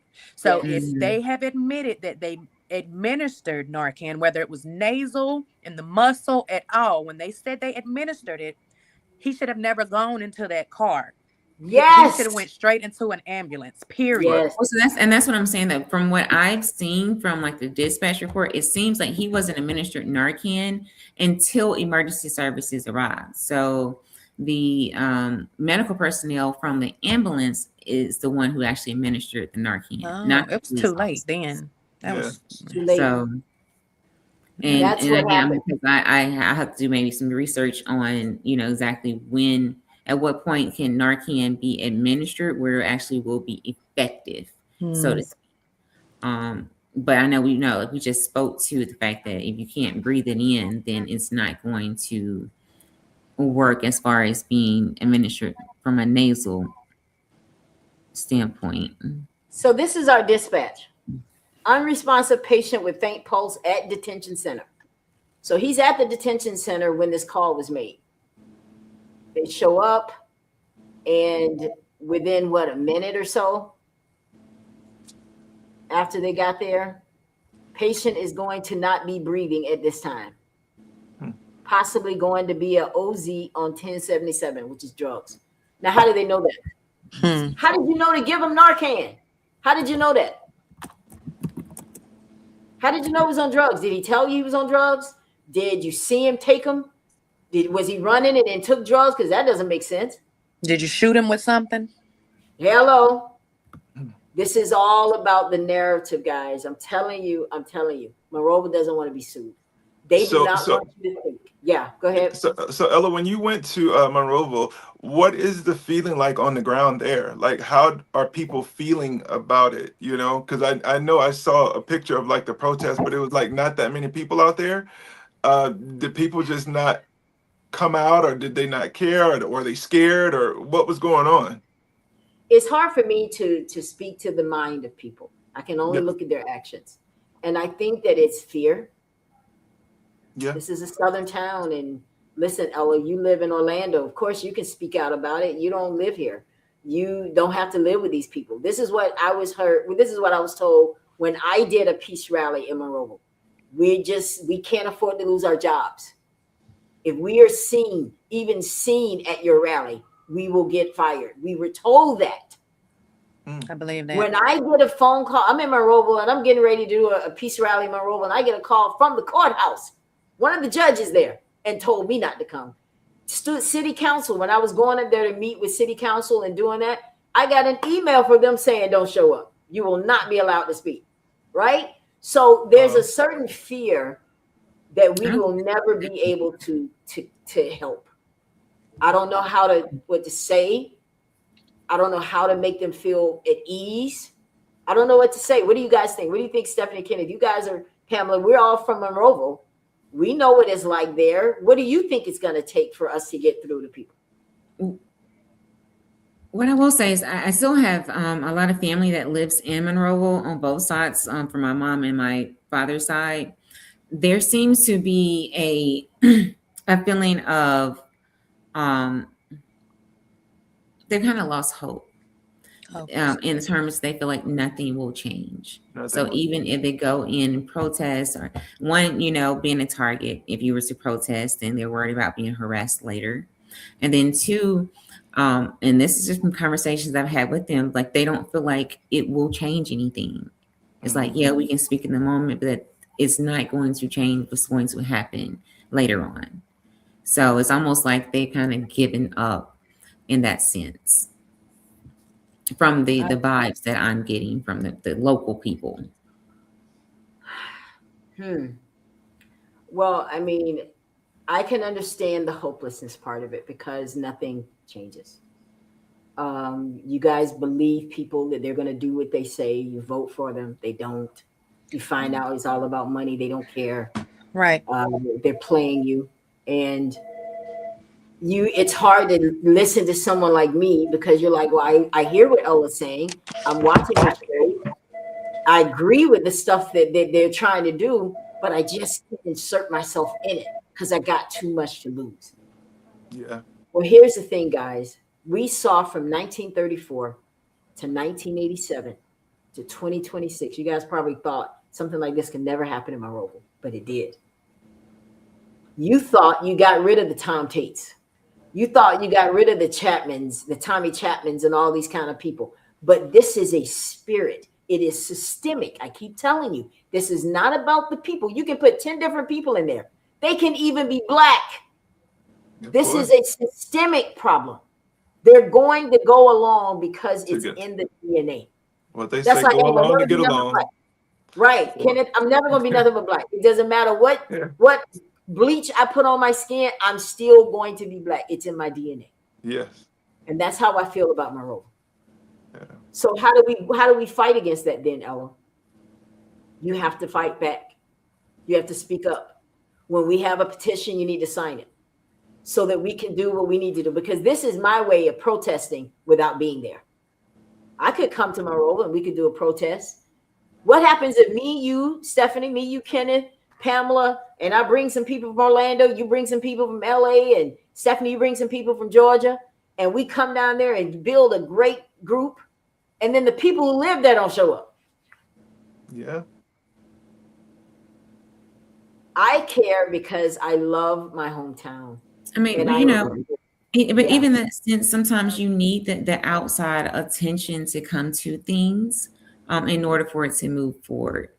And I'll say two things here, as far as when I get that reaction from people that nothing is going to change. I do a quote. I was just like, at one point in America, 5-10% of Black people were free, but that didn't stop us. The fact that they continue to fight and get us rights and give us freedom ultimately, because if we stayed at it's not going to change, nothing is going to happen, we could still be enslaved. Now we are still under a system of oppression, but at the very least we have broken the bonds of slavery, and then when it comes to outside people potentially protesting, like even with the march from Selma to Montgomery, how many people that was a part of that march actually lived in Selma or Montgomery? Exactly. They came in for the cause, to fight, because they realized that, the cause here is not just a local issue. It's a statewide issue. It's a national issue. So even in this case with T, he's taking on that representation of, he was young. Yes, he has made mistakes in his past, but that does not give him the right to have total disregard for his life and for him and from a humanity standpoint. Yeah. Everybody requires and deserves a due process of law. And in Absolutely. this case, because he did unfortunately pass, his family deserves, the fact of speedy facts to come. Like, I feel like at the very least, Aaliyah should not drag this out. And what I am disappointed in is I do understand that they're still in a phase of, potential investigating what happened. And so I know that process can take, we were discussing that earlier, it can take anywhere from 6 weeks. I know you mentioned up to 12 weeks. What I saw earlier today, it takes several months. But in being that, I still feel like they owe the public, they owe the family some type of update. Something. Hey, we finished talking to the officers. Now we're still waiting for, the toxicology report to come in. Yes, the medical examiner has reviewed his body and made official notes of that, but give some type of update so that the people understand that you're taking this sensitive matter seriously. And you're not hoping that it's just going to be swept under the rug. Yeah. Now, did they find out? Given very much that air that they're hoping that if they don't say anything, and if you didn't have people like you that still bringing attention to the cause, eventually it's going to be swept under the rug, and we'll just move on to the next phase. Now, do you know if there was ever body cam footage that exists? That was going to be my question too. I know you didn't want to share the video, but I am going to go back really quickly. Now, I did look up as far as the state of Alabama. They are not required to wear body cams in the state of Alabama. Right. I know that there are some people that's bringing that forward, as well as with police officers wearing the body cam and giving the family the opportunity, even if they don't actually bring it and release it publicly, they should at least give the family the opportunity to review it. But I don't know. From what I saw, based on Mandy said that body cam footage was released. Remember? Oh, okay. She did say that. Oh, I haven't seen it. Did she say that? Let's go back to that letter. Did she say that there? Okay, yeah. Let's go take a look at the letter. Where's the letter? Right here. In this letter, outstanding warrants, a few hours later, uniform. Okay, here we go. The officers involved have been placed on administrative leave. Our agency is cooperating fully with the investigation and has turned over all body camera footage and evidence. Yeah. So I hope all means I will all. say, she said all body camera footage. So I'm hoping that camera footage does include literally everything, because even that they could still be selective on what footage they potentially. I've seen this playbook, Stephanie. I researched another case right there in Alabama. They had the body cam footage, but there were gaps. Oh, well, we couldn't get that part. But they got the part where they were giving the guy CPR. So because they had no proof, case was dropped. So I want body cam footage, meaning from the time y'all were pursuing him. I want to hear what you said. I want to hear when you said allegedly that you need to get up and walk like an effing man. I want to hear that part because I heard that that's what he told him. Okay. I want the body cam footage from the time they were pursuing him, what happened in the woods, in the police car, and when they made it to the jail. I want to know, how did y'all assist him with that Narcan? Did you give it to him sitting up? Because a spray, he's supposed to be laying down. Because I saw the video of how they administer Narcan. And it's let me go back to that with the Narcan. I did actually just look it up too. So the nasal Narcan actually can work even if a person is unconscious. So that he doesn't have to necessarily be conscious to breathe it in. Like it gets absorbed into the lining of your nasal passages. And so, but it only works on opioids. So let me also say that. So what if he's not? That comes back to the toxicology report, determining what's in his system, so to speak. But yeah, from what I've just saw, that the Narcan can still work if a person is unconscious, but it is administered for the overdose of Narcan. Right. That's the purpose of it. But breathing has something to do with it as well, because it's just going to sit in their nasal if there's no way, because one of the things I did read about the administering of Narcan, you have to give them CPR first too, so that it can be more effective as well. So that's going to be a thing. How did they administer it? Why? What made you do that? Is that something you can do whether they're on drugs or not? Because it's not going to hurt him if he's not on drugs, but it's not going to help him either. If you're trying if you're trying to put a cause on it, just say, hey, just give him the Narcan. Right. Anything, just try. But you can give him CPR to save his life. Yeah. Right.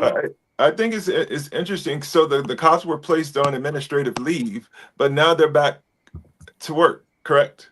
That's correct. Yes, they are back to work.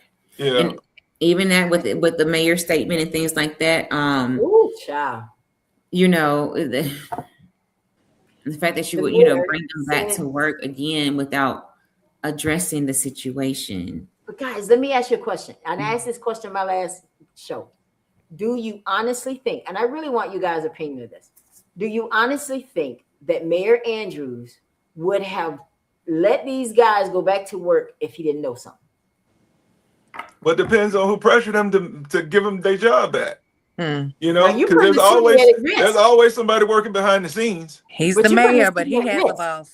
Yeah, everybody got a boss. But Kenneth, you're putting somebody at risk. You're putting the city at risk. You're making a big call for the city, because if they go back in and reoffend, now the city's gonna get sued. So would he have made that risk if he didn't know something? As far as we know, the case could be over and we just don't know about it. I mean, that's really being trifling saying that, but it could be, right? It could be, because in some people's mind, it is already over, Maybe he already knows how the SBI is going to rule. Those are his boys, right? Yeah. Maybe he knows they're not going to rule, and they're not going to say that the officers were involved, that they had anything to do with Tunstall's death. Maybe they already know that. And that's why they feel safe to let those workers go back, because he already knows how they're going to rule.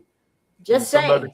Somebody has to take the fall for it. So if it comes back to him losing his position, it's just one of those things. So, but they'll be safe on the other end. That's why Monroe will need to, when they vote, you got to vote the right people into positions. I'm trying to tell you. Because somebody with a backbone and somebody, that's not going to be scared of losing everything, because at the end of the day, we can't take none of this stuff with us. And we see things happening from day to day, year to year, and nothing has changed when it comes to you think 61 years ago we were fighting for voting rights for this very thing, and now our Supreme Court has just reversed course on that whole thing. Now they're redistricting all of the maps. Absolutely. And so the people in Monroeville, now who's going to be their voice? That's what I worry about.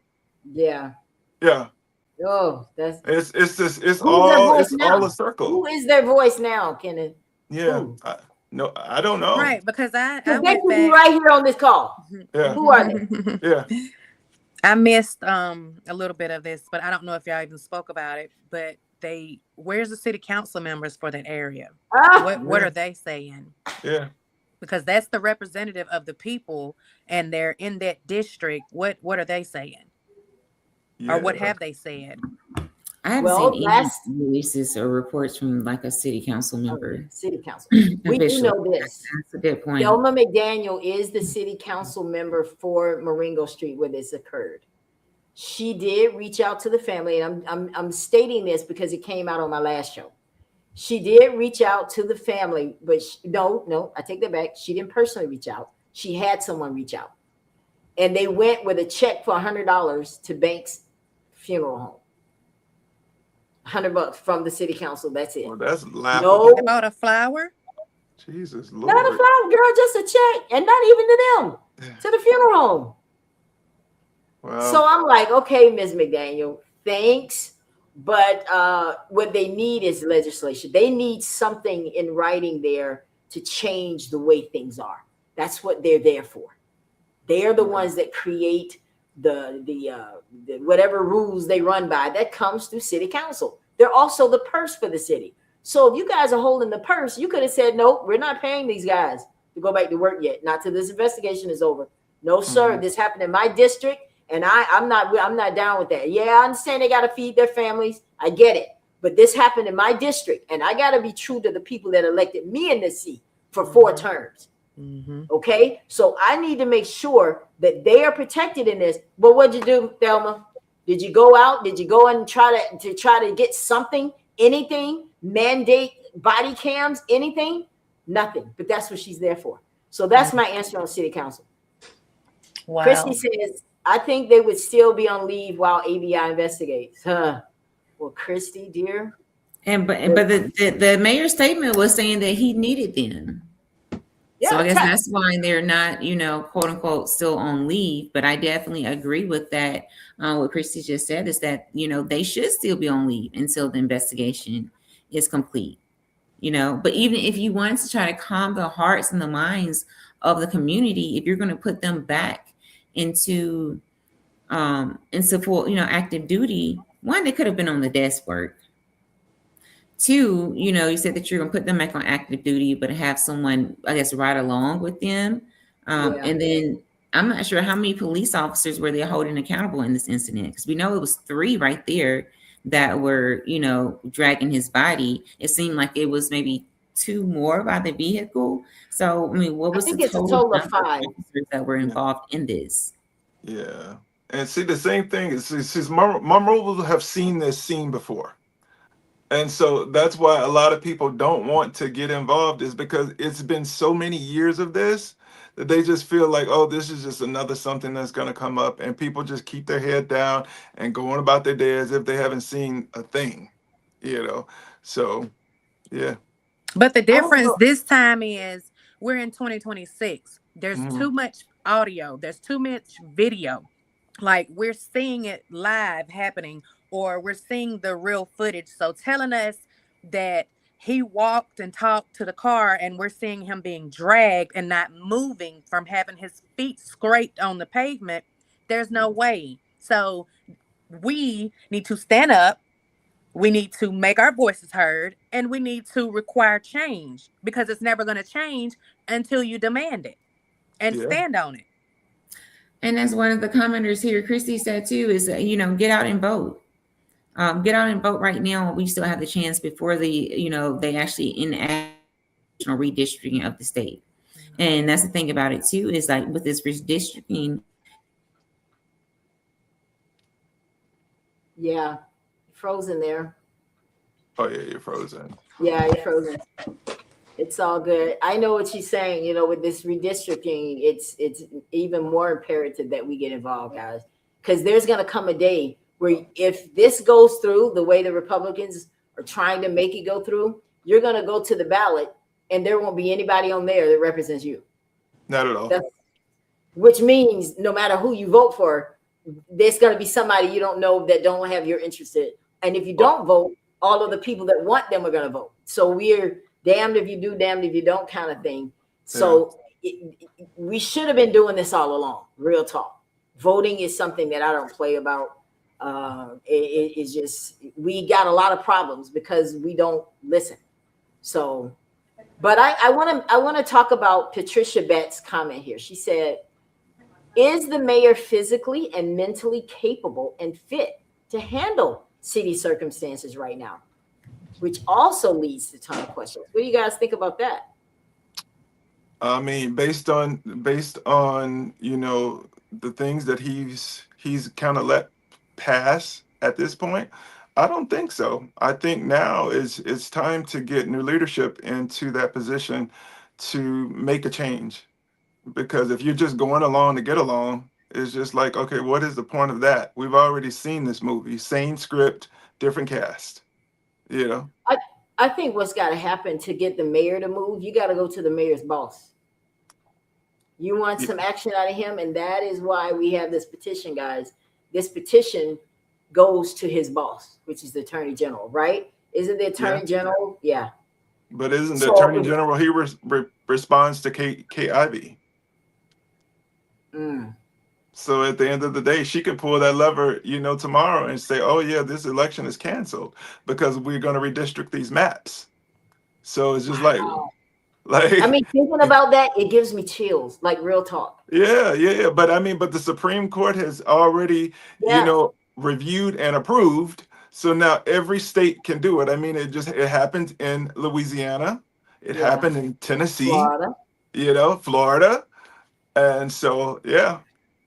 So, but now So it's you guys don't know what we're talking about. I know you've heard about this redistricting, but I think it's time for us to explain to you what it really means. What it means is that whereas before you may have had Muhammad Ali over here, and he's always represented you. In you guys' case, Shamari Figures over here representing you, and because based on where you live, y'all, he's got a whole bunch of Democrats there. That's who represents us. Well, guess what? They're changing the maps. There is none of that's blue. It's all going to be red, right?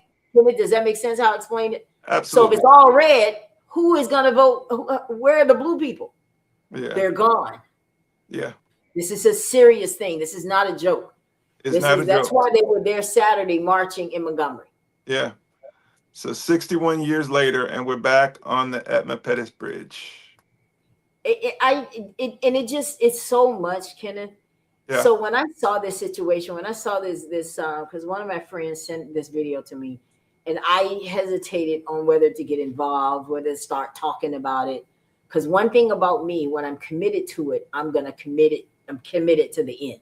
I got to see it through. Yeah. And this was one of those things that I decided to be committed to. Let me tell you why. I have 2 sons. That could have been my sons being dragged. Correct. Like or it could have been me. Could have been you. And I hope that if anything else happened to me like that, that the community's going to get behind it and look out for me. I got you. I'll come all the way to LA. What? Yeah. I got you. I would definitely, but we're not going to think like that because nothing's going to happen to you. Yeah. But what I am curious about, though, guys, before we get out of here, because we are definitely wrapping up, winding down. Stephanie, I just want to make sure. Okay. I was just going to text you, tell you it's back on. It started buffering. I don't know, again, if that was the algorithm, because I actually had full strength here on my side. But one thing I will say that it came out when I was emphasizing to vote. So, and I kind of had like a semi-strategy meeting with someone last night or yesterday. And the thing about it is right now it's not enough. We have to start with making sure that we're registered to vote. The people in the area that's registered to vote. But not only that, if they actually enact some of these redistricting maps, you have to go out and make some Caucasian friends. That's just the essence of it. So you have to vote. You have to make sure that everyone in your family, your friend groups is voting. And then you also have to go and actually start those conversations, because the population of Alabama and in ethnicity and the racial makeup, we're still in the minority. So you have to take 2 or 3 Caucasians with you to the vote, and make sure they're voting the same way that you do. It's just in order to enact change right now, because even if they redistrict, and even with the maps now, if every African-American goes out and votes right now, we're still outnumbered. Yes. And that's why they're racing so hard to go and enforce these new zones. We are still outnumbered. And so that's why it's important to take, like I said, 2 or 3 friends of the majority race with you to ensure that, hey, this is our cause. This is what we need you to do. And we need you to come and vote in favor for us. Now, I know in Alabama, the Black Belt region, is known for being Democratic leaning. And I think those are the areas that they're going to definitely break up. Like, for instance, here in Georgia, I know Fulton, Georgia is usually red. But for instance, when they did go blue. Now, I was in Los Angeles at the time. Obama was, elected on both terms. But being in Georgia here, I do know that Fulton County, they were flipped, and Georgia did flip for blue for Obama. And I know they're trying now with the redistricting to break up Fulton County. And so that they don't vote as a whole, so that they can break up those districts to make sure that they can have a Republican leaning side in each district. And that's what we have to be mindful of. And again, go out and vote. And if it's necessary, we may have to start, another nonprofit or lean into some nonprofits, or even if it's not an official nonprofit that's set up, to even offer like caravans, so to speak, you know, hey, we will come pick you up to go to go and vote. We will help Love you it. go through the process. You know, Love that's essential right now. And to speak to the question that the commenter said, as far as like the mayor being state, I asked myself that question too, like because I know that he had I believe a stroke prior to this incident, and Yeah. so I know that he's still more than likely in that healing zone, you know, in rehabilitation, and so I have to, you know, It's a I'm very sticky mindful. situation, right? It is. Yeah, very mindful, you know, that, you know, he is still healing from a medical standpoint, but this is still a sensitive issue. And so I don't know if he drafted the statement, you know, in which he spoke out during that meeting and what was published in the Monroe Journal. It seems like maybe that statement was drafted and given to him as a talking point. I do really suggest and I know reach out to re-examine, you know, they put those officers back on duty without giving any type of, hey, this is officer so-and-so. I would have even liked to ease the minds and hearts and say, okay, this officer has nothing in their record that shows that, Something. Yes. you know, something to kind of put those, because when another person sees that officer right now, Monroe, on the street, if they were to pull me over, my heart's going to jump a little bit, you know. You're not going to want to stop. You're not going to want to stop, you know, Yeah. and so that can lead to so many other things. And I know that Alabama is also enacting a law that if you run from the police, they're going to take that as a felony. I forgot what bill Really? exactly. No, I haven't heard that one. Yeah, Really? the fact that even if you run from the police, you know, that is like is more than just resisting arrest now. Let me see if I can find it really quickly before we jump off here. That's interesting. But in the process of that, one thing I will just say, because with the protests, we're bringing attention to this issue. I think it is strongly emphasized, and I want to strongly emphasize that, one, you know, we have to give the investigators time to complete, you know, their witness testimonies, the toxicology report, what have you. I'm hoping that they will do that, you know, a little more speedily, you know, more expeditiously. But I think it's important for the community, the family and friends to just make sure, like you share different posts where you're, you know, giving phone numbers for people and things like that, to make those phone calls and let them know that, hey, we are still bringing attention to this, and we're still looking for an answer on that. And like Kenneth said earlier, I don't know about the second autopsy, but I strongly hope that it was performed, because right now I just would not lean solely on their findings. And the family is definitely aware that I know for a fact, that how important it is. So I think that they're willing to make some adjustments to that now, knowing how important it is. Because here's the thing, I offered a case, Anton Black. He's a young man, he was like 19 years old. And if it had not been for that second autopsy, they would have never got justice for their son. And it's because the police, this medical examiner had said, oh, he died because of a heart attack. You know, it was his own health. And they hired someone else and looked at it differently and said, no, this was homicide. It was positional asphyxia.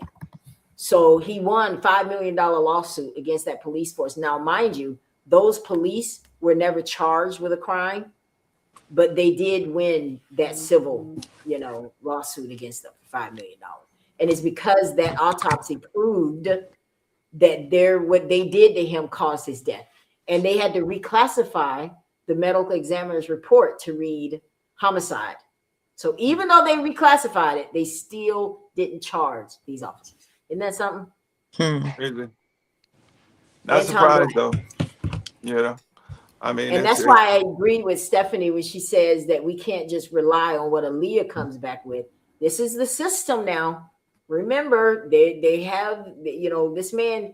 I'm not, you know, implying that he is using his status to get this report to read, but you're looking at a serious situation if they come back and say, yes, these officers' actions caused his death. Are you kidding me? Monroe was not ready for that. So they don't want that to be the cause. That's why they put all this nice little statement and Narcan and all that to make you think he's a bad kid who's on drugs. He died from drugs. Okay. Yeah. So I want everybody to pay attention to this post. I posted the link to the petition here. Please go to this. This is just what we're asking for here, guys. This is just an independent. This is something that can be done aside from what ABI is doing or Aaliyah is doing. It's okay to do it. Just Google it. What can happen? And what this independent investigation does is they don't know Mayor. They don't care about Mandy. They're going in there and they're looking for something specific. They want to know, do you have any constant violation of constitutional rights going on here? Mm-hmm. They're looking at it because remember now, SBI is not going to give you that. They're a criminal outfit. They're not an ethical outfit. They're just criminal. So their only mission is to let you know whether they committed a crime. Then it's over. But how these guys acted, and if you have an ongoing issue, that's a higher people. That's not going to come from SBI. That's why I wanted this petition so that we can look into this and make changes. This is how you make changes. You find something that's wrong and you fix it.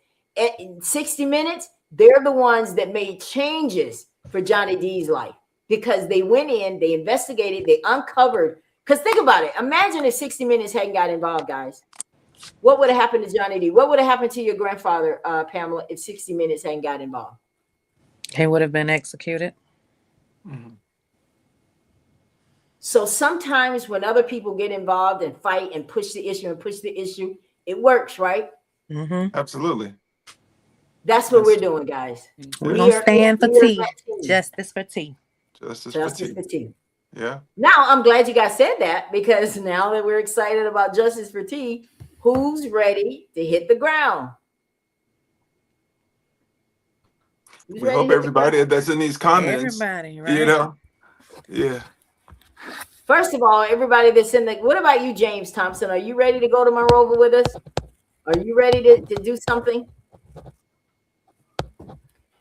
Rochelle was my guest last week. Rochelle says, in order for us to change anything around here in Monroe, we first got to break the psychological chain of slavery. Because in the mindset, it keeps us divided.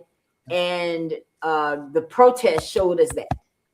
So in other words, he's saying that, listen, we got to change people's minds first before we even change the culture. Yeah. I hear you. I think there's a fear as well. You have just like you were told not to come, and people were told if they participate in the protest, they'll lose their jobs.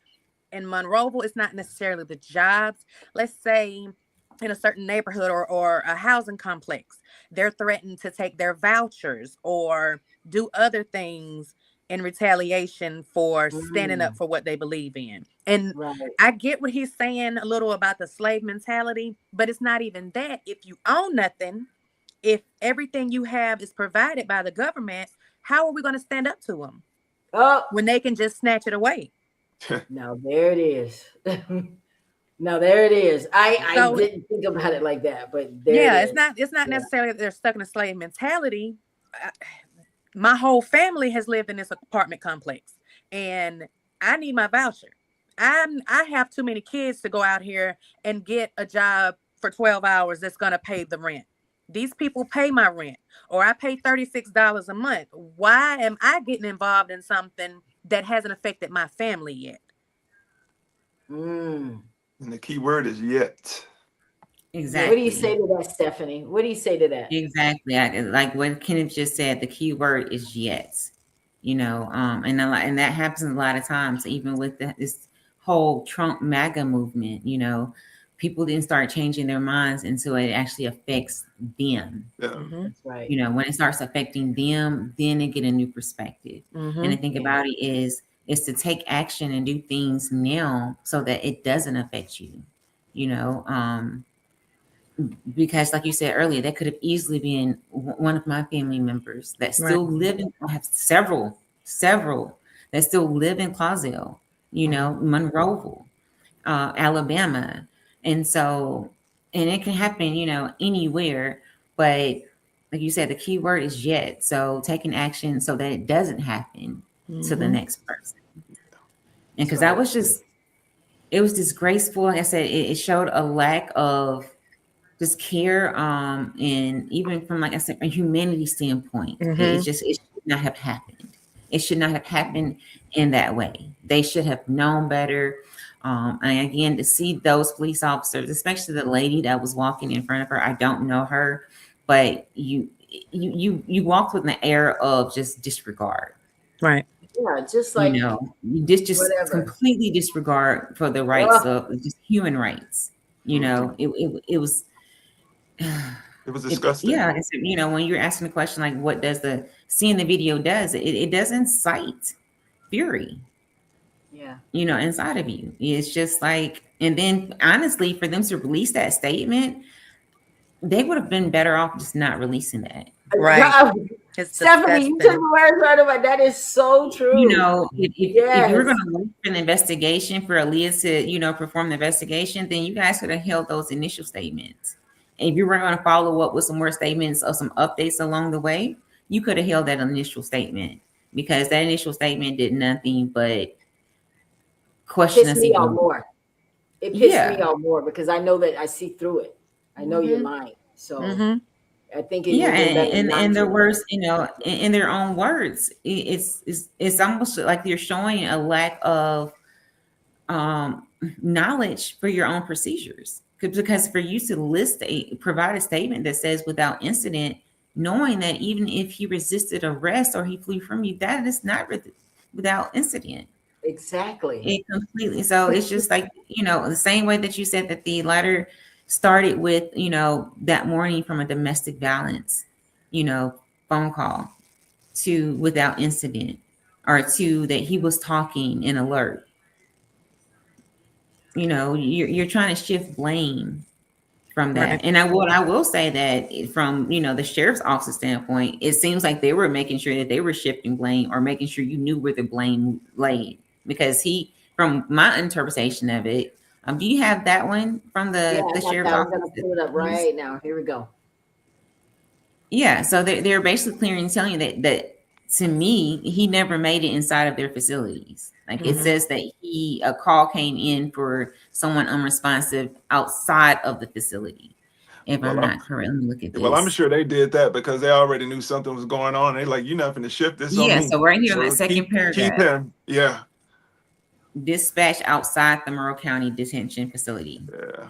So I don't know. And I mean, because then we'd be talking to the sheriff inside. Yeah. Right.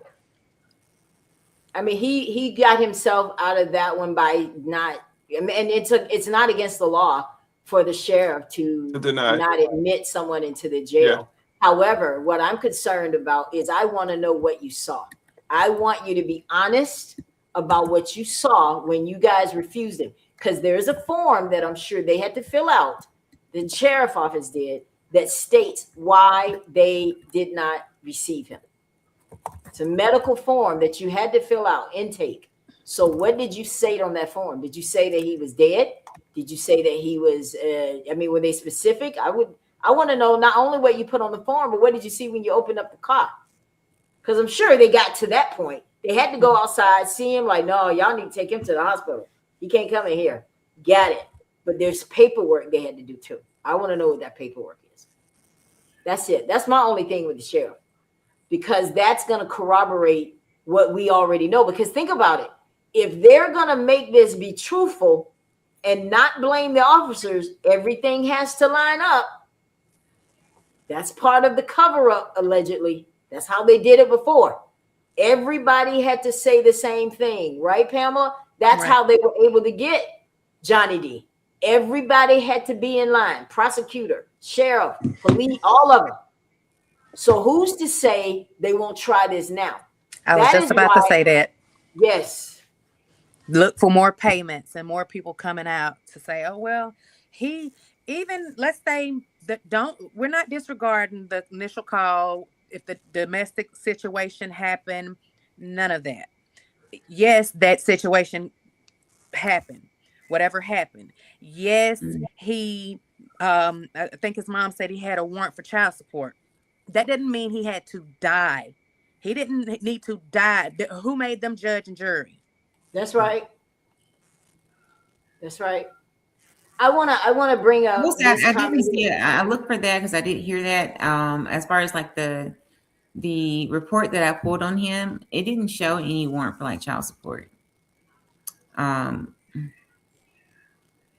this was on the I can't remember that. Yeah, what did you Like find? public records online .org or something like that. That because I just kind of wanted to see what was out there about him, and so I did not see a warrant for child support on there. But even if it was, I mean, that really kind of gives even more issue to the case, because if it was just a warrant for child support to chase him like that, for all of this to happen, I mean, that still just speaks to just a lack of training, a lack of completely disregard for human life. It's just, and I think it goes back to our earlier conversation. If it was only about child support, I feel like there was some other underlying tension there between either the cop that initially saw him or some of the police officers that may have chased him. It had to be, because he's not, what I will say on his record, because it went all the way back to like 2014. Like, I didn't see any major criminal offenses. Let me say that. Right. I don't know complete history because it didn't go into like detail about, what was there. But I didn't see that, that he was like a drug dealer or a murderer or, attempted homicide or something like that against him. Like he wasn't a criminal to that extent from what I've seen. And so for them to want to take that much action against him, it still just, it doesn't make sense. I would be curious. A lot of pieces missing. Yeah, I would be curious to know if they could cross-reference the arrest reports of how many times he's been arrested with the officers and see if they line up with who did what they did on his last situation. Good idea. Yeah, because it would be, it probably wouldn't shock me, but I guarantee you, if the person that arrested him on the last arrest, he's had a history with him. I think that would have to be pulled from like the internal reports, because it didn't have it listed on those. Because I was curious about that same thing too. Yeah, to see if there. Good work, Stephanie. Good work. I just kind of, it's kind of like part of my deep dive is just one, because you want to play kind of devil's advocate with yourself too. Absolutely. To see what question would they ask against this, and what question would they say against that. But ultimately, like that quote I found right before we were going on is just like, we are more than the sum of our wrongdoings. Regardless of what, even if he had killed someone, honestly, that's not how you take someone in. You want them to be fit for trial. Right. So Monroe County doesn't have body cams? According to Mandy, they turned over body cams. She said they released all the body cams. So let's hope she's not lying about that. When Leah finishes, we get all of that, because I do know, like for instance, in Sarah Bland's case, that body cam was released pretty quick. And I know that it was released prior to them, and I'm not sure what happened in that case. So you guys know if she was pulled over, that police officer or anybody at the jail was held accountable for her? I don't think so. At all. Probably the same thing that happened with Trayvon Martin is, so it's like a repeat pattern of so many different things. George Floyd, Trayvon Martin, Ahmaud Arbery, there's so many people. Yeah. So, guys, we're going to wrap up our show. It was amazing. I told y'all it was going to be a great conversation tonight. We drew the parallels from the past and brought it all the way back up to T. Tunstall, so that it can hopefully give you guys a better understanding of why it is so important to get involved now, because these things continue to happen because we're not changing anything. The only way to change it is we got to confront it, guys. And this is our way of confronting it, by having these continued shows, but also the petition. Okay, I don't know what's going on with the protest in Monroeville. I'm not over that. That's going to be Pastor Bishop Joshua. So, I mean, if and when he does another one, you guys should get involved. But this is how we can stay involved also. Tune into the show, share the broadcast, because we want them to know we're still talking about it. That's why I continue to have shows, because I want them to see that people are still engaged in this and want a result out of it. So I want to give you guys final words. Let me just ask a question, just hypothetically, if we were to do something in Monroeville, Kenneth, would you come to Monroeville for that?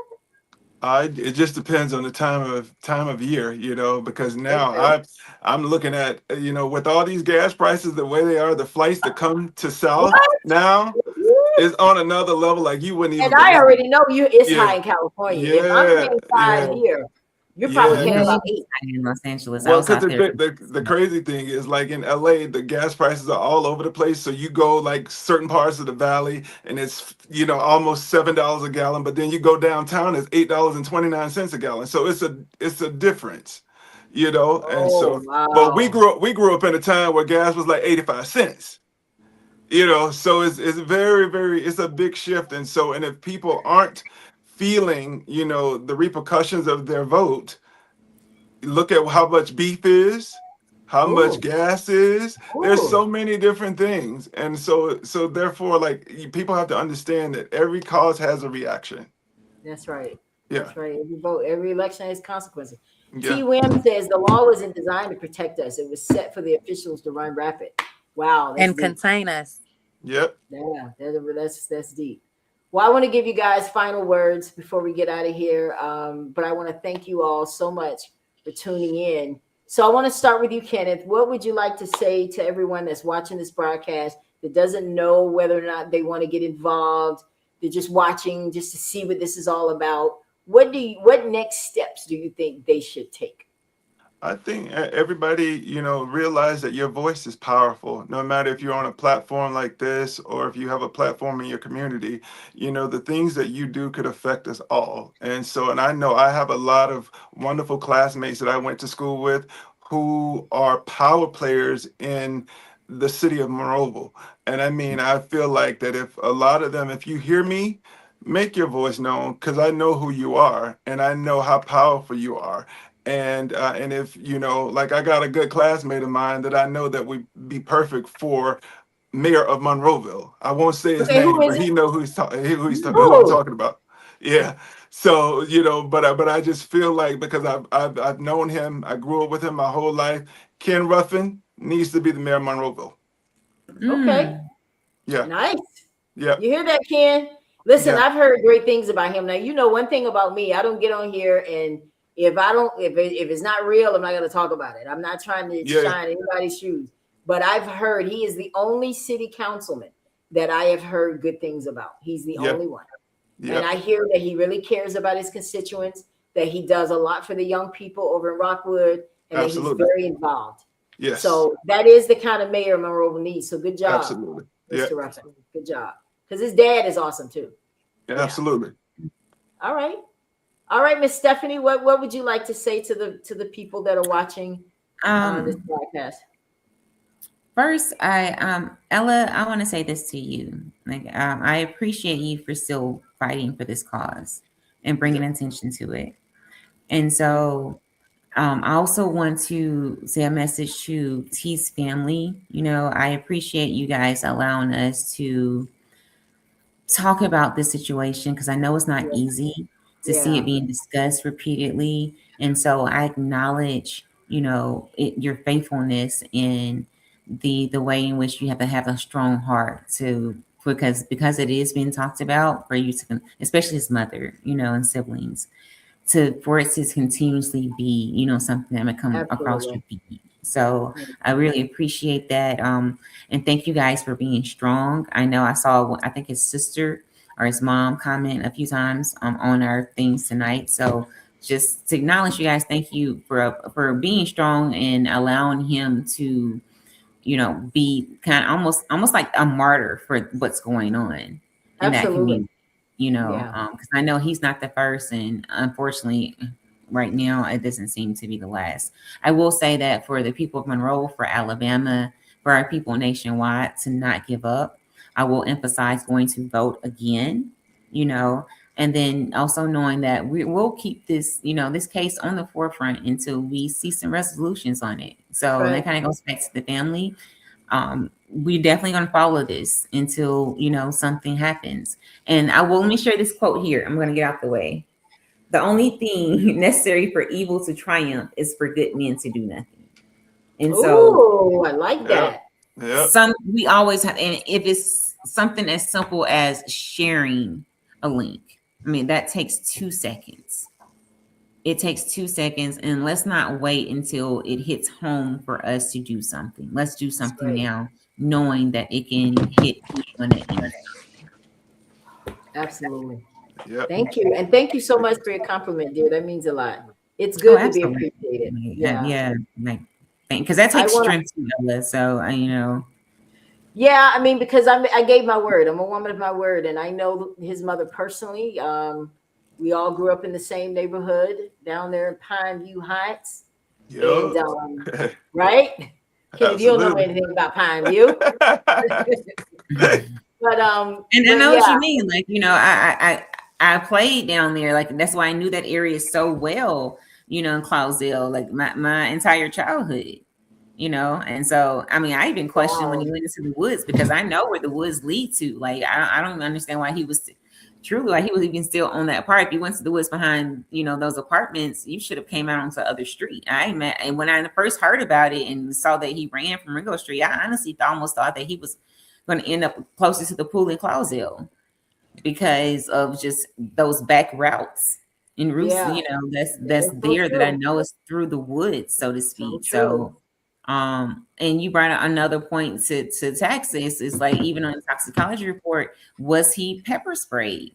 There's so many things, and I want to kind of go back into the conversation, but I think tonight still brought up a lot of new interesting points that needs to be acknowledged. And so, and that's another thing too, the continuous conversation, I believe, will continue to bring up things that people may not have thought of. And these things that I'm bringing up, these are all things that people inbox me and tell me. There's one eyewitness that is a family member. So I know he has no reason to lie to me, his auntie. So, and one of the things he said is that they heard him yelling for help and they heard him begging for water. I will say this last thing too. I know this one ended, unfortunately, in the demise of T. But on Netflix, they have a special called the Alabama Solution. And so the issues and the systemic problems in Alabama is so far rooted into places that we're not even aware of. So I would definitely recommend that people watch that, so you can kind of see. I'm going to watch that. That's the one about the Pullman prison, right? I'm sorry. Is that the one about the prison down in Atmore? The Alabama Solution. Yeah. So it kind of gives you another perspective. And it's on Netflix on how deep this goes.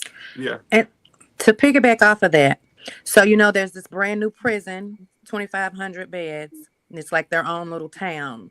They have an agenda to fill it. What was the last trial? The guy's on trial for killing the little rapper. Was it Fuji something? Oh, Fulio. I don't know. Fulio. Yes. So you heard when he said that they need younger prisoners because the older ones are aging out and they can't work as hard. So the judge literally said that. It's free labor. They're all tied together. The agencies are linked together. They have to provide. They built this $1 billion prison. We got to get people in it. Yeah. So it's privatized at this point. Project 2025, baby. That's where all that's coming from. Oh my God, I'm so glad you said that. And for anyone who's also watching, to go back and read the Project 2025 agenda.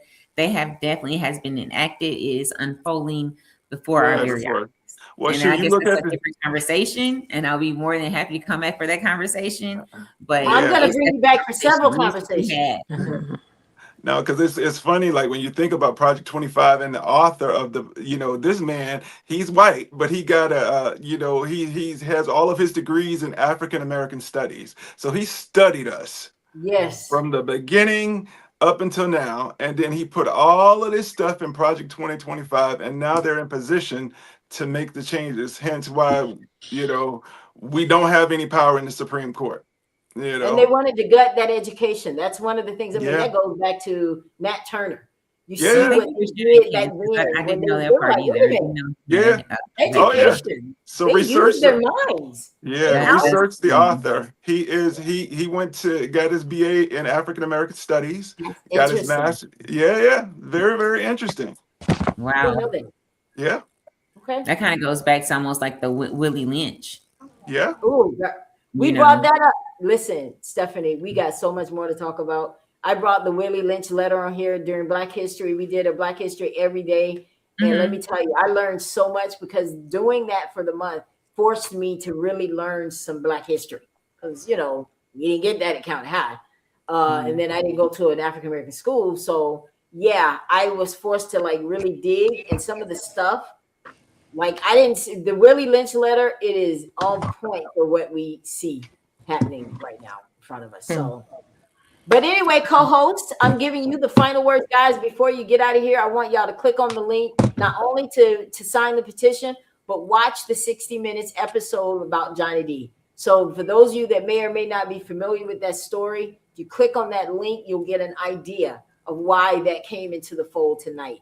So Pamela, you're my special guest co-host.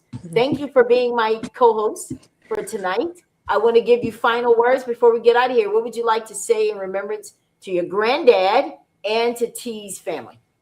I'd like to say the People magazine did an article on him, and it was in 97, I believe.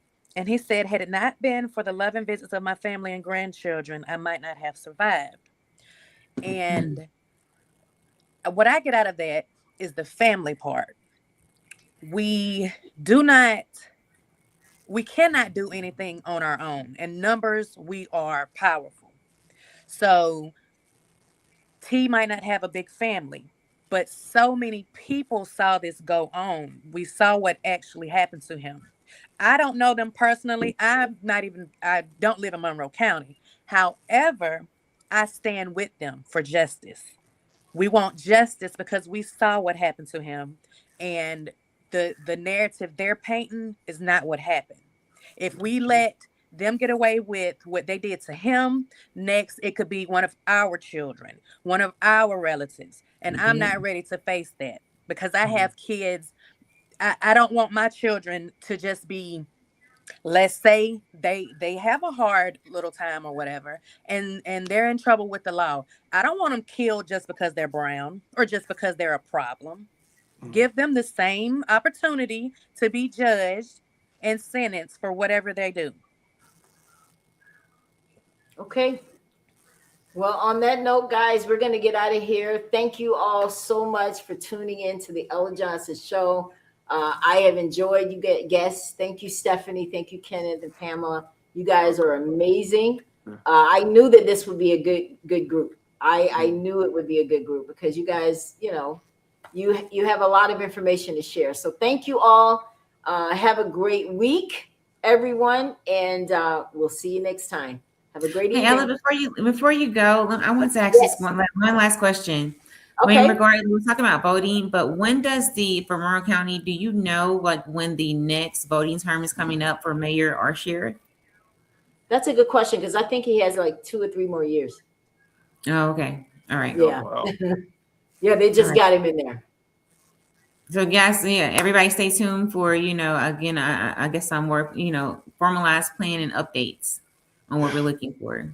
And like Ella said, definitely go inside that petition because Sign the petition. you want to bring more attention. Stephanie, I hope that you'll stay with us for the duration of this. Kenneth as well. Oh, absolutely. Because I would love to have guests. I get into things for the long haul. All right. I love it. I think they're voting for sheriff this year. Yeah, they're voting for sheriff this year. Matter of fact, right now, we need to address that and bring some awareness to it. Okay. Yeah.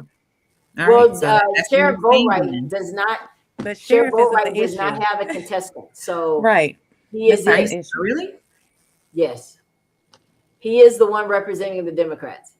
So now you're looking at Brian House, who is the lead investigator right now with Mandy Armstrong. You have Jeff Dunn, and then you have what's the other guy? Brown House, Jeff Dunn. And Boatwright is running unopposed. Yes. Well, Kenneth, you're gonna have to reach out and find somebody who can Potentially, unless he can address these concerns. Yeah. You know. See, I'm going to be honest with you. I received some backlash about vote right. I'm going to be honest with you guys. Meaning, don't speak bad about him. He's for us. Yes, it's not speaking, bad about him. It's just, at least if someone's watching or if he's watching, again, kind of offering some gentle advice there of remembering the area that you are, release a statement to keep the community comfortable with the family, to get them understanding so that you can keep your position. Right. I said that. That is so. That's all. It's not trying to slander him because I don't know him personally, at all. But it's more about trying to help him connect more with the entire community in which he's serving. Well, what my response to that was, I'm not trying to get him elected. That's not what I'm here for. I am going to stay true to my narrative. My narrative is about justice for T. Yes. And I know how so often people like you to take your platform, change the narrative, and now it becomes me voting and speaking for him. No, that's not. I am here for T. That is what this is for. I completely understand. You know what I'm saying? I'm not going to speak against him, but I'm not going to speak for him either. But just as long as he keep it fair, because pretty much, if he has a voice to speak up for the community, you wanted to vote, you got the vote. Now you got to speak up for the people. And if you don't speak up for the people, you're going to be wiped out of there. And somebody else is going to come in and take your position. So, I mean, you really want to do something for the people, make sure that you answer that medical form correctly. Make sure you tell SBI what your people saw when they open up that cruiser. Then I will respect. Yes. That's it. That's what we want. We got to stop being so quick to just lay down our vote for everybody. Demand something out of them. This is you really want to look, bro. You're gonna win. You got the Democratic. You're gonna represent the Democrats. But if you want to win against Brian House and these other guys, then you got to do something for us too. We're not gonna just let you skate by saying because you did this thing for T. No, that's not good enough. I need to see where you actually corroborated with what we saw. If your report matches what we saw, we good. And that's it for tonight. All right, guys. Y'all have a good evening, and we'll see you next time. Thanks, guys. I'll be calling y'all back for another show, just so you know. All right. Good night. Bye. Bye. Thank you so much for tuning in to the Ella Johnson Show. We'll see you next time. We are supporters of the Ella Johnson Show. We live in South Korea. We have been watching Ella Johnson Show for like a year now. And we love her show. Her show is very inspirational, motivational, and educational.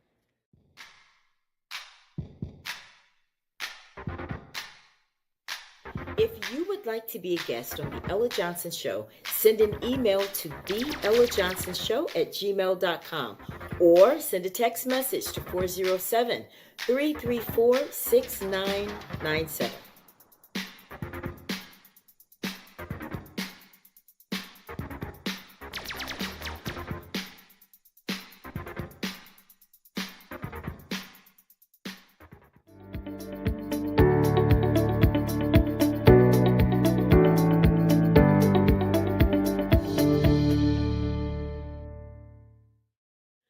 We love Ella Johnson Show.